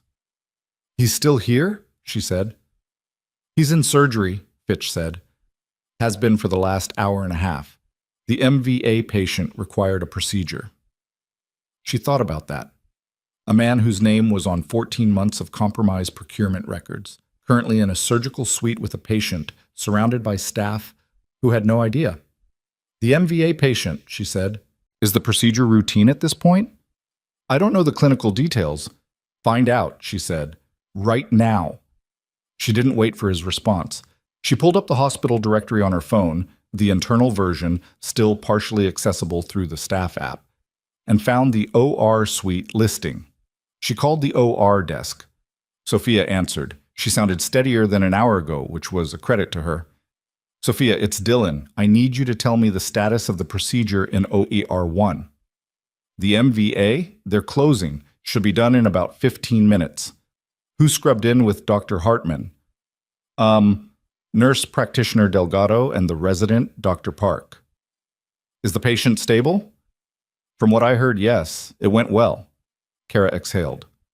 Okay, 15 minutes. The patient was stable. She had 15 minutes before Hartman finished the procedure, removed his gloves, walked out of the OR suite, and potentially realized that the building had changed around him in ways he hadn't accounted for. She went back upstairs. The second-floor administrative corridor was significantly more populated than when she had left it. 2 uniformed police officers she hadn't seen before. Fitch's colleague from the DCIS talking to the major near the conference room door. And at the end of the corridor, standing with his arms crossed and his jaw set, and the expression of a man who had arrived late to an event that had already been decided without him, Deputy Chief Gareth Sola of the Duskfield Police Department, who outranked everyone in the building on paper and was currently working out exactly how little that paper meant tonight. She walked to the major. Hartman, she said quietly. He's on the records. He's finishing a procedure in 15 minutes. What's the plan? Fitch is coordinating with Sola. Sola just got here. He doesn't have the context. By the time they coordinate, Hartman is scrubbed out and in the hallway, and she stopped. He's not going to run. That's not how he operates. He's going to be calm. He's going to have a story. He's going to act exactly as confused and concerned as the situation requires, and then he's going to ask for counsel and say nothing. And this building is full of people who have watched him be impressive for years and who will find it very hard to believe, Dylan. I'm saying it has to be clear. When he comes out of that OR, It has to be already clear, not developing, not emerging, done. Or he performs his way out of the immediate moment and it gets harder. The major looked at her. He was quiet for a moment that she didn't try to fill. "What do you suggest?" he said. "The access logs," she said. "His card reader history, his procurement sign-offs, whatever the device pulled. Can your forensic tech give you a summary in 10 minutes? Something specific, something that can't be performed away from, not an accusation, a documented fact." He looked at Fitch's colleague, who had been listening. The colleague nodded once, turned, and walked back toward the stairwell. Kara looked at the clock on the corridor wall. 12 minutes. What happened next was not cinematic. It was not fast or clean or satisfying in the way things sometimes looked from the outside. It was 11 minutes of a forensic technician in a basement pulling specific line items from a device extraction, while two federal agents stood over the technician and made decisions about what was evidentiary and what was actionable. It was a deputy police chief being briefed in condensed, tense language by a major who spoke in facts and did not use more words than necessary. It was Kara standing in the corridor outside the second-floor conference room, too tired to sit and too wired to stand still, eating a granola bar she'd found in her jacket pocket from approximately 3 days ago and watching the clock. At the 12-minute mark, Sola's radio crackled. The OR desk, reporting that Dr. Hartman had completed the procedure. At 13 minutes, Fitch came up the stairs with a printed single page. The forensic tech had found a printer somewhere, which felt like a minor miracle, and handed it to Sola. At 14 minutes, Sola read it, looked at Fitch, and said, "Okay." At 15 minutes, the OR suite doors opened. Hartman came out still in his surgical cap, mask pulled down around his neck, moving with the measured aftermath energy of a completed procedure. Not relaxed, because surgeons were never fully relaxed post-op, but the particular settled quality of a technical task successfully concluded. He was talking to the resident doctor, Park, about something, a half sentence about closure technique, the automatic debrief. He saw the group at the end of the corridor and stopped talking. The resident noticed the stop and looked up and immediately went very still, in the way young doctors go still when they recognize that something is happening that is above their rank to interpret. Sola stepped forward. He had the page in his hand and his badge visible, and the particular posture of someone who was not going to enjoy this, but was going to do it correctly. "Dr. Hartman," he said, "I need a moment." Hartman looked at Sola, then at Fitch, then at the major. His gaze moved through the assembled group with the efficiency of someone assessing a situation, and Kara watched him do it, watched the read happening behind his eyes, watched him calculate, and then he looked at her. She was the last person his gaze reached, and the longest it stayed. Because she was the variable. Everyone else in the corridor had official standing, badges, credentials, authority that fit a legible category. She was in scrubs with a granola bar wrapper in her left hand, standing at the edge of the group, and he was trying to understand what she was doing there. "Nurse Dillon," he said, not cold, careful. "You're still here." "Patient needed monitoring," she said. "The trauma patient?" A performance of professional concern. "Is he in surgery?" the major said, cutting it off cleanly. "Dr. Hartman, we have documentation connecting your hospital access credentials to pharmaceutical procurement modifications over a 14-month period. We'd like to discuss those records with you." Hartman looked at Sola. "What documentation?" 14 months of supply chain invoices, countersigned by your credentials, covering 3 categories of controlled pharmaceutical procurement. The vendor IDs on those invoices don't match any registered supplier in the state database. Sola glanced at the page. The total value of the transactions is approximately $2.3 million. The corridor was quiet. Hartman's face did not collapse. She had half expected it to, and it didn't. He was very good. He processed this with the controlled expression of a man who had practiced this face, who had known, somewhere in the back of his operating mind, that this conversation was eventually possible, and had prepared for it. "That's a very serious allegation," he said. "I'll need to see the specific documentation before I can speak to any of it, and I'll need to call my attorney." "That's your right," Sola said. "Then I'd like to do that now." "Of course." And that was it in terms of drama. No confession, no eruption. He was going to be quiet and careful and manage this through legal representation, and the case would be built from records and not from anything he gave them voluntarily, which was his right, which was also going to be thoroughly insufficient given what was in the device extraction and what was in Garrett's file and what the 14 months of documented transactions would show when someone with forensic accounting credentials spent the necessary time with them. She knew this. She watched him be guided down the corridor toward the conference room, and she knew that calm did not mean escape. Calm meant delay, and delay was not what she'd wanted, but it was what the law provided, and the law was supposed to provide it. What she hadn't expected was that Dr. Park was still standing in the OR corridor doorway. The resident was 20-something, with the unformed quality of someone still becoming what they were going to be. And he was watching Hartman's back as the doctor walked away, and the expression on his face was not shock, it was recognition. Kara walked to him. "Dr. Park." He looked at her. He had a long-fingered, careful kind of face. He looked like someone who was deciding something. "He made me co-sign an invoice," Park said. It came out quiet and fast, like something that had been under pressure. 3 months ago. He said it was a formulary update, a standard procurement authorization. He said the secondary signature was a new compliance requirement. A pause. "I didn't question it. He's Dr. Hartman. I didn't question it." Kara looked at him steadily. "Did you keep a copy?" He blinked. Yes. I photograph every document I sign, for my own records. I've done it since residency started because I was told to by a senior resident who said never sign anything in a hospital without keeping your own copy." Good senior resident. "Is the photo on your phone?" "Yes." "I need you to walk to that man right there." She indicated Fitch. "And show him what you have, right now, before you talk to anyone else." Park looked at Fitch, looked at her.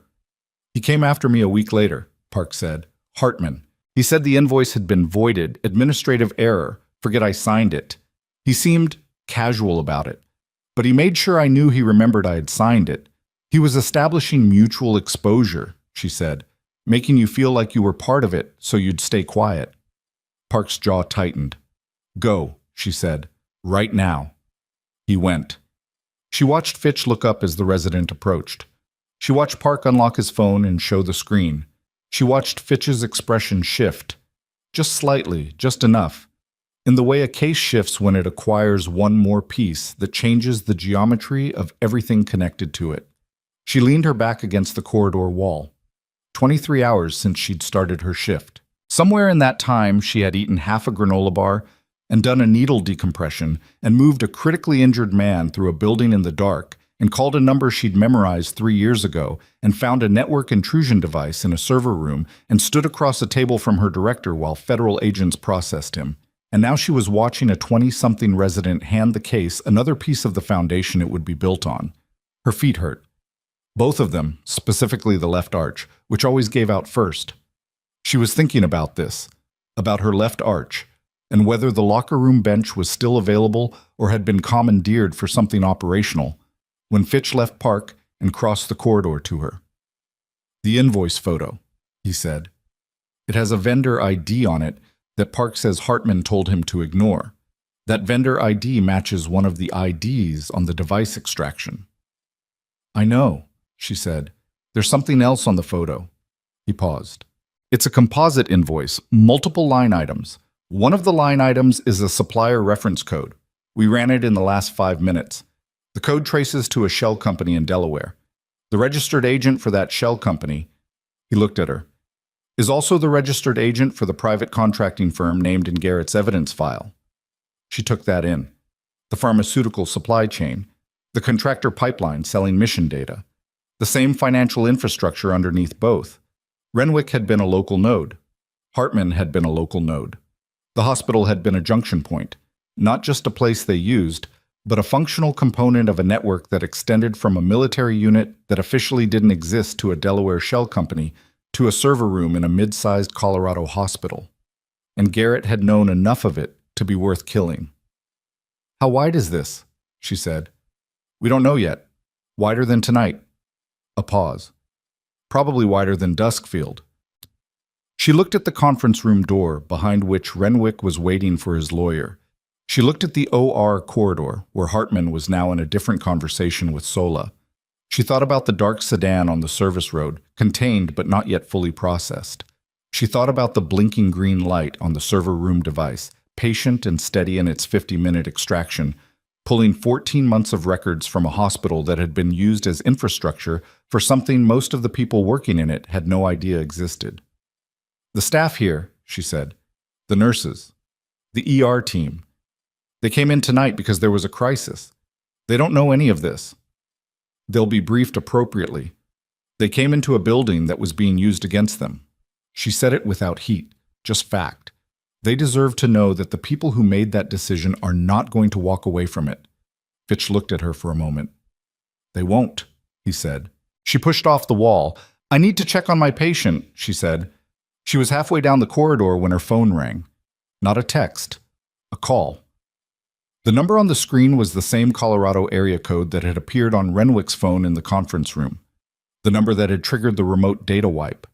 The number that meant someone had been in communication with Renwick minutes before his arrest and had been watching the building closely enough to know when to act. The number was calling her. She stared at it for 2 full rings. Then she answered. Silence on the line. Not dead silence, active silence, the kind with breathing behind it. And then a voice she recognized. Not from tonight, not from the building, not from the people she'd encountered in the last 2 hours. From before. From a room with no windows and a man who had given her a contact number for emergencies only. "Dylan," said the voice that had debriefed her 3 years ago, "I think it's time we talked about what you actually know." She didn't move, didn't look around for the major, didn't signal anyone. She just stood in the corridor with the phone against her ear and let the silence run for 3 full seconds before she spoke. "You gave me that number," she said, 3 years ago. "You said it was for emergencies." "I did," said the voice. "And tonight someone used a number from the same exchange to trigger a remote wipe on Renwick's phone." A pause. "I'm aware of what happened tonight." "That's not a denial." "No," the voice said. "It isn't." She moved to the window at the end of the corridor, the same window she had stood at 20 minutes ago watching the sedan in the parking lot. The lot was still full of lights. The sedan was still boxed in. She looked at it while she processed what she was hearing and what she wasn't hearing. "You want to tell me who you are," she said. "Actually, you know who I am. I know you debriefed me after Khotan. I know you gave me a number. I know that number exists in the same infrastructure as the one used to protect Renwick tonight." She paused.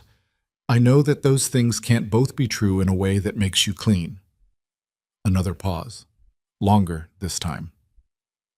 "What I'm going to tell you is going to be difficult to receive," the voice said. "I need you to let me finish before you respond." She didn't agree to that. She waited. He took it as agreement. "The number I gave you was a legitimate emergency contact, my number, my personal line, not connected to any official channel.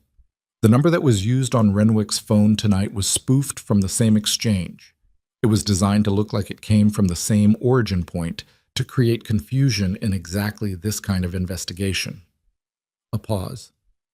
"Someone has been running a parallel operation using infrastructure that mirrors legitimate classified contacts. They built it deliberately. If anyone traced those calls, the confusion would point toward authorized channels, toward people like me, and the real origin would be buried." She listened to the fan noise of the building's ventilation and thought about this. "Who?" she said. "The contracting firm in Garrett's file. They didn't just sell mission data. They built a counterintelligence layer around the operation. Spoofed identities, mirrored communication infrastructure, a set of false trails that would implicate authorized personnel if the network was ever exposed." His voice was controlled, but underneath the control there was something that sounded like exhaustion. Not tonight's exhaustion, older than that. "I found out 6 weeks ago. I've been trying to document it through channels that wouldn't trigger the spoofing protocol. Tonight moved the timeline." "Garrett moved the timeline," she said. "Yes. And you called me because you're the only person in this building tonight who has direct personal knowledge of both the Khotan operation and the current situation, and whose connection to both cannot be spoofed or fabricated. You are," Dylan. He paused. You're the corroborating witness the investigation needs that I can't manufacture, and they can't imitate. Your testimony connects the legitimate classified history to the fraudulent infrastructure in a way that no document can. She stood at the window. Outside, one of the police cruisers cut its lights.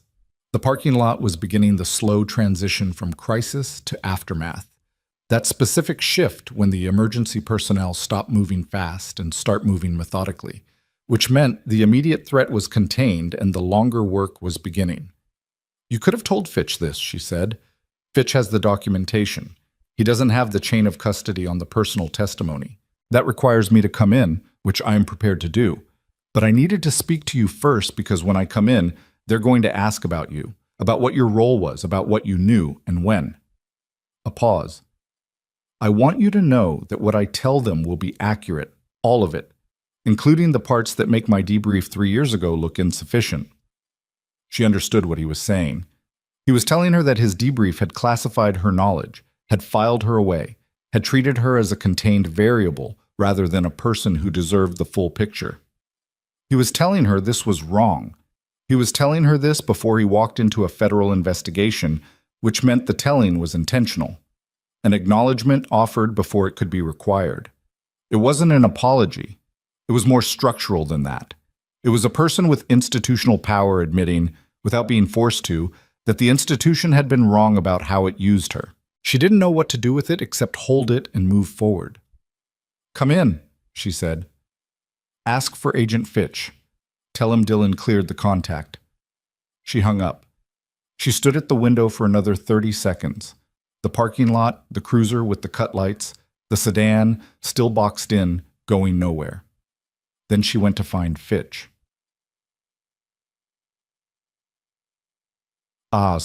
What followed was 4 hours that she would remember afterward not as a sequence of events, but as a texture. The particular exhaustion sharpness of giving a formal statement while running on no sleep and the residue of adrenaline, the specific smell of the conference room with too many people in it, the way the morning light started coming through the windows around 6 a.m. and made everything look both more ordinary and more strange. She gave her statement twice. Once to Fitch, once to a woman from the Inspector General's office who arrived at 5:30 and asked different questions in a different order and wrote everything in a small notebook with a mechanical pencil.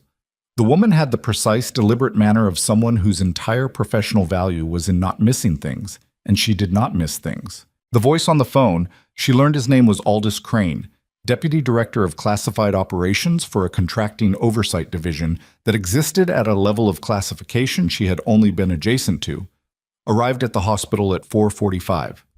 She watched him come through the main entrance from the second-floor window. He was exactly as she remembered, older, but the same essential shape of person. He was met by Fitch and 2 other agents and escorted to a separate conference room, and whatever happened in that room happened without her. She didn't need to be in it. She had said what she knew. She had said it accurately and completely, including the parts she hadn't thought about in 3 years, and the parts she wasn't sure were relevant but offered anyway because thoroughness was its own kind of protection. The IG investigator had thanked her in the flat, professional way that wasn't really about gratitude, but was about completing a protocol, and Kara had accepted it in the same register.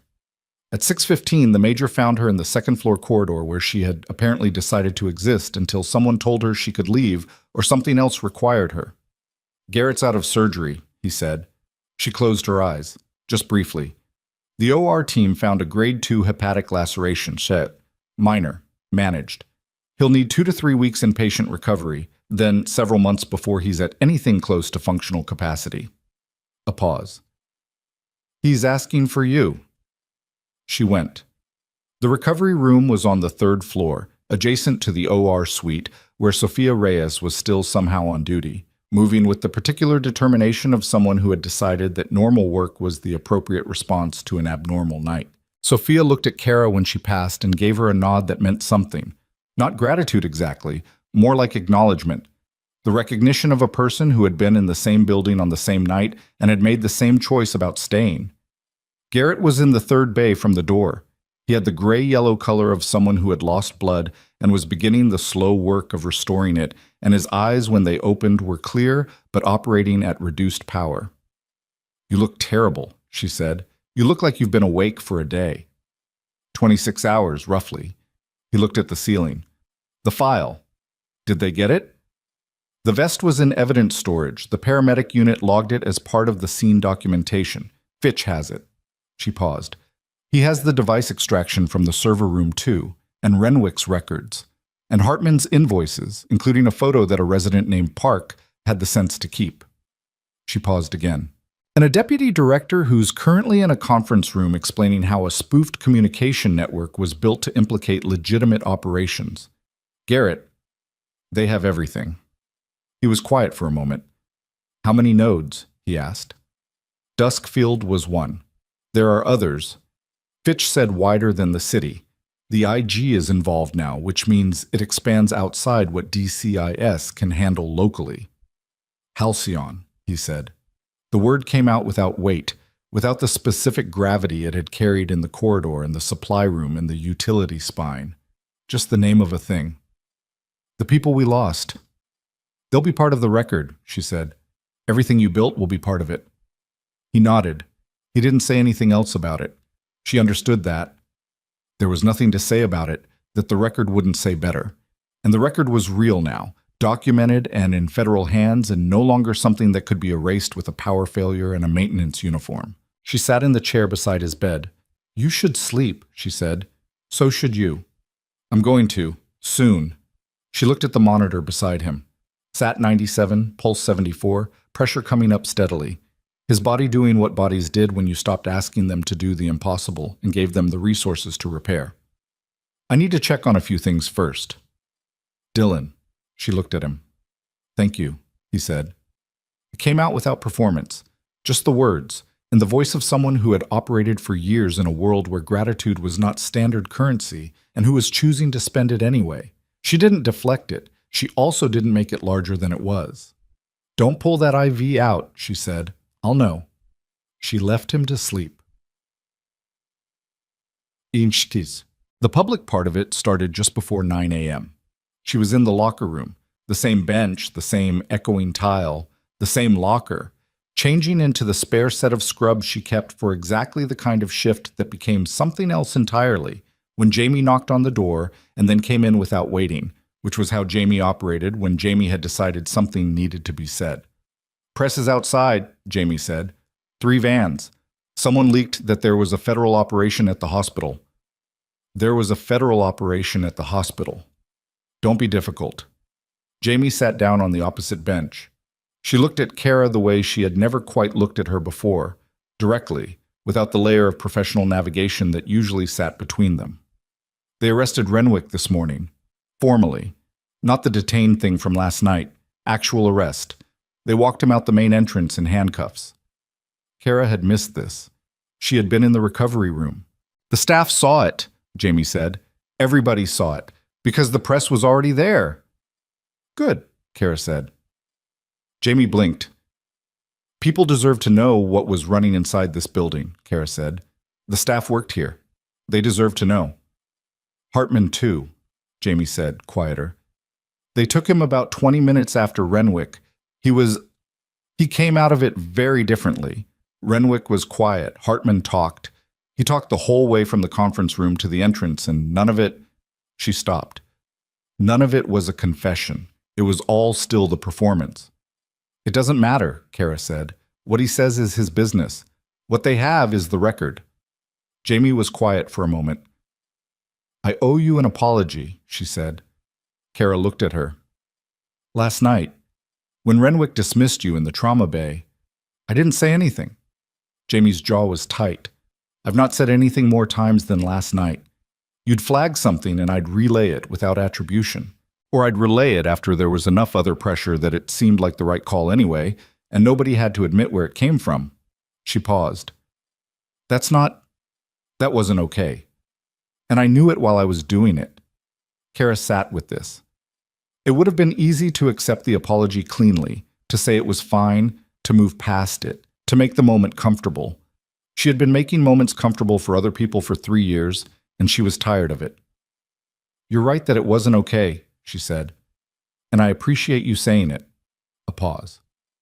I also think you're not the only one who did it. And you're the only one apologizing, which means you're probably not the worst of it. Jamie let out a breath. No, probably not. I'm not interested in holding it over you. I'm interested in it being different. Yeah, Jamie said, me too. It wasn't resolution in the tidy sense. It was two people in a locker room at 9 in the morning deciding to acknowledge something that had existed for 3 years and was going to take longer than one conversation to reconstruct.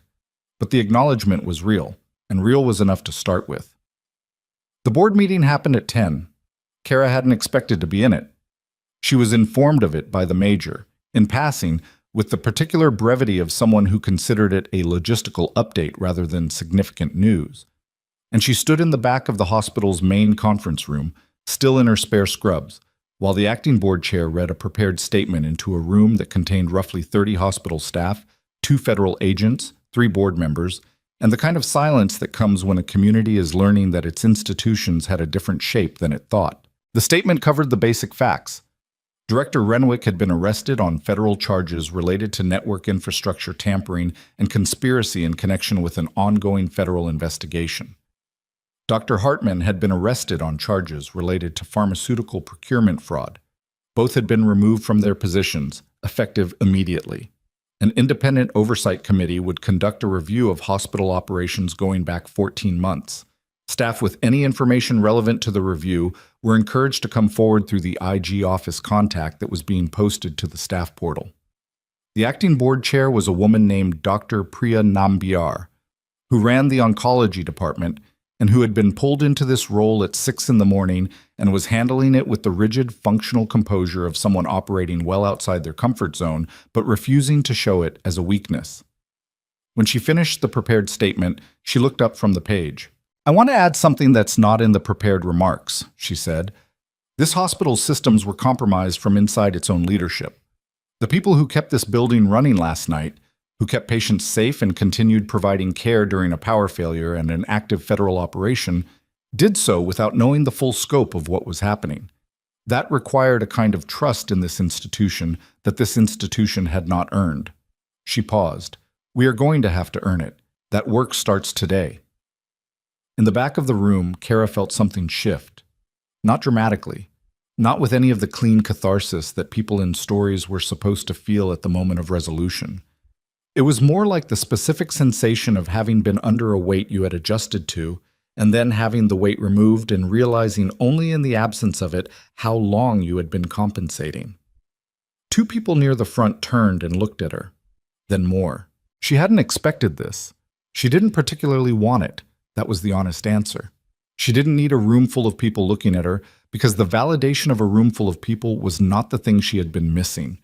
What she had been missing was simpler and harder to give.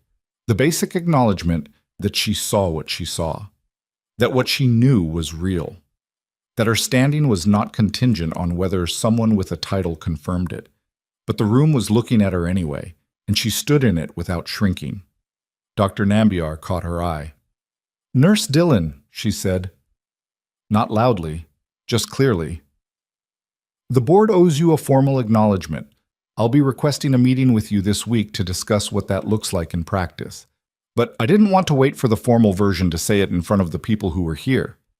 The room was quiet. Thank you, Kara said. It came out the same way Garrett's thanks had come out. Without ceremony, just true.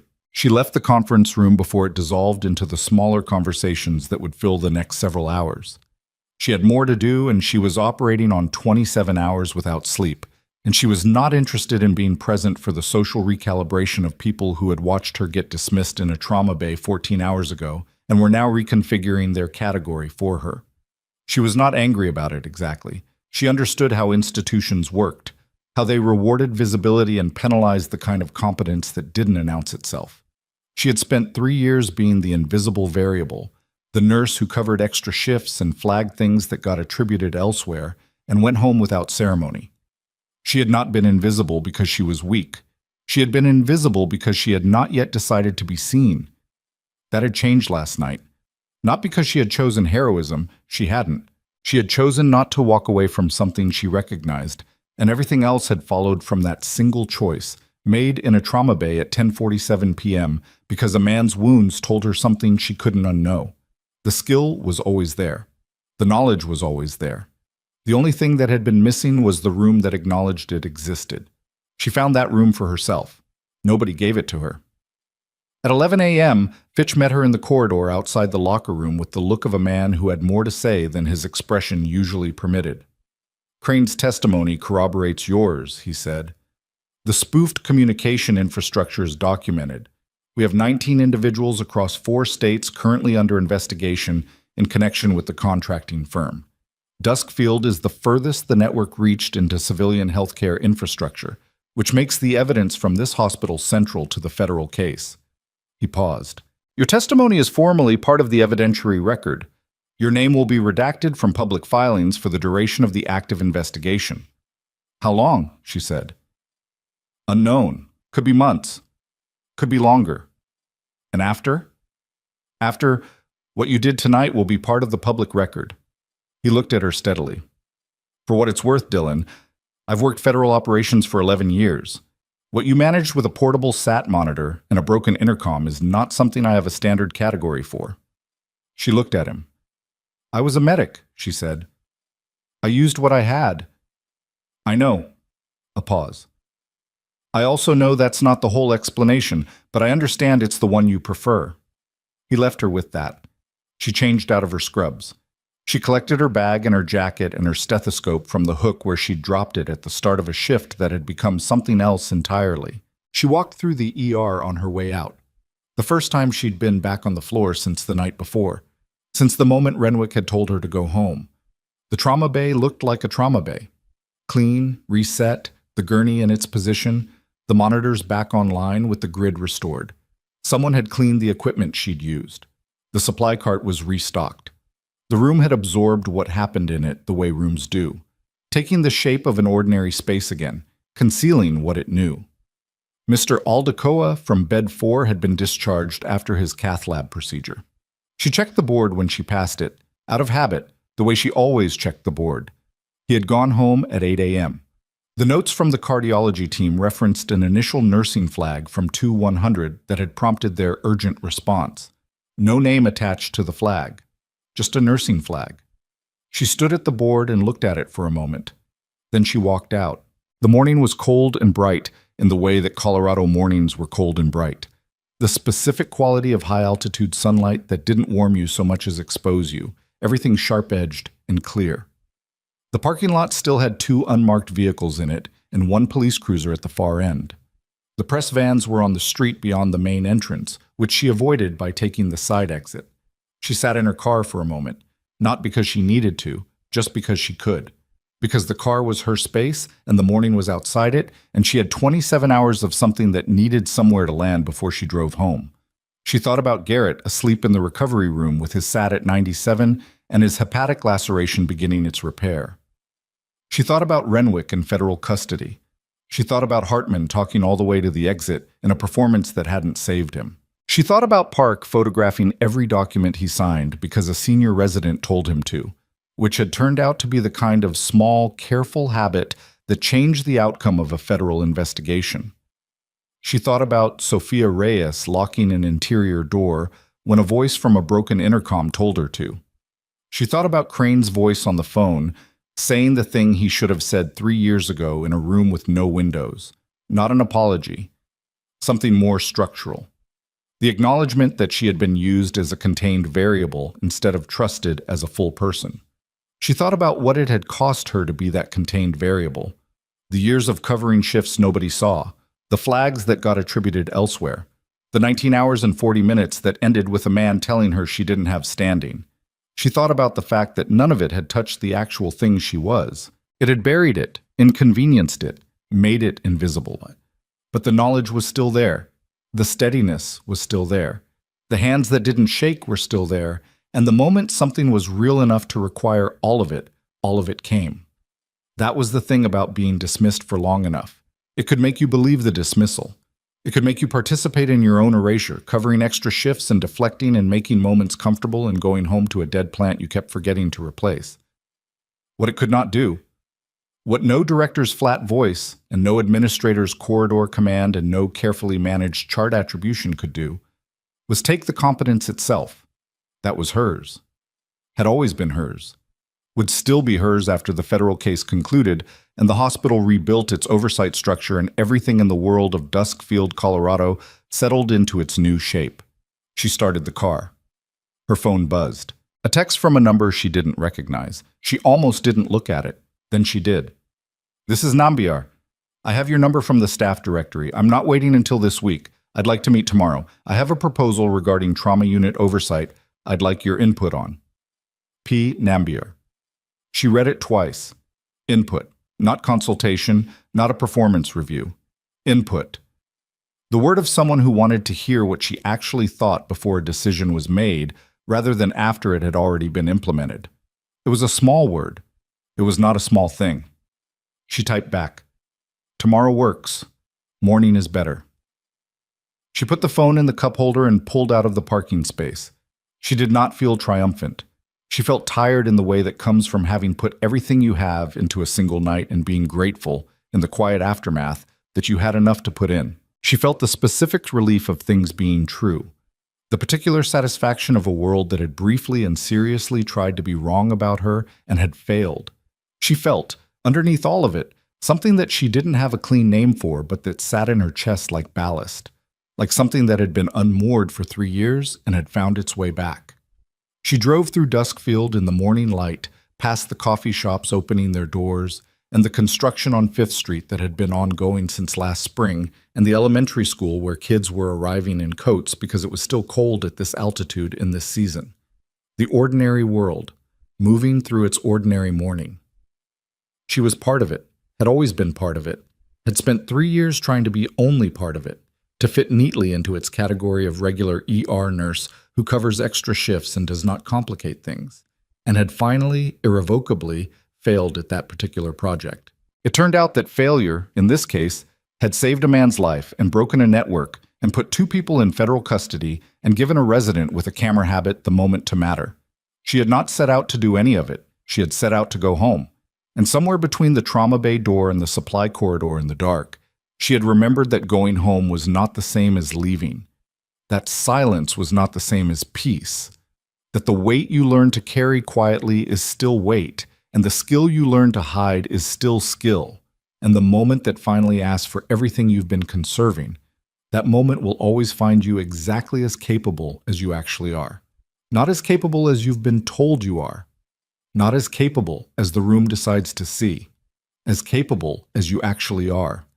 She turned onto the road that led to her apartment, windows down despite the cold, the Colorado morning loud and clean around her. Behind her, Mercy Hollow Regional Medical Center stood in the full light of a day that was going to be hard and necessary and a long time in the reckoning. Ahead of her was a bed and a dead plant she needed to replace, and a meeting tomorrow morning with a woman who wanted her input. It was enough. It was more than enough. It was, after everything, exactly right.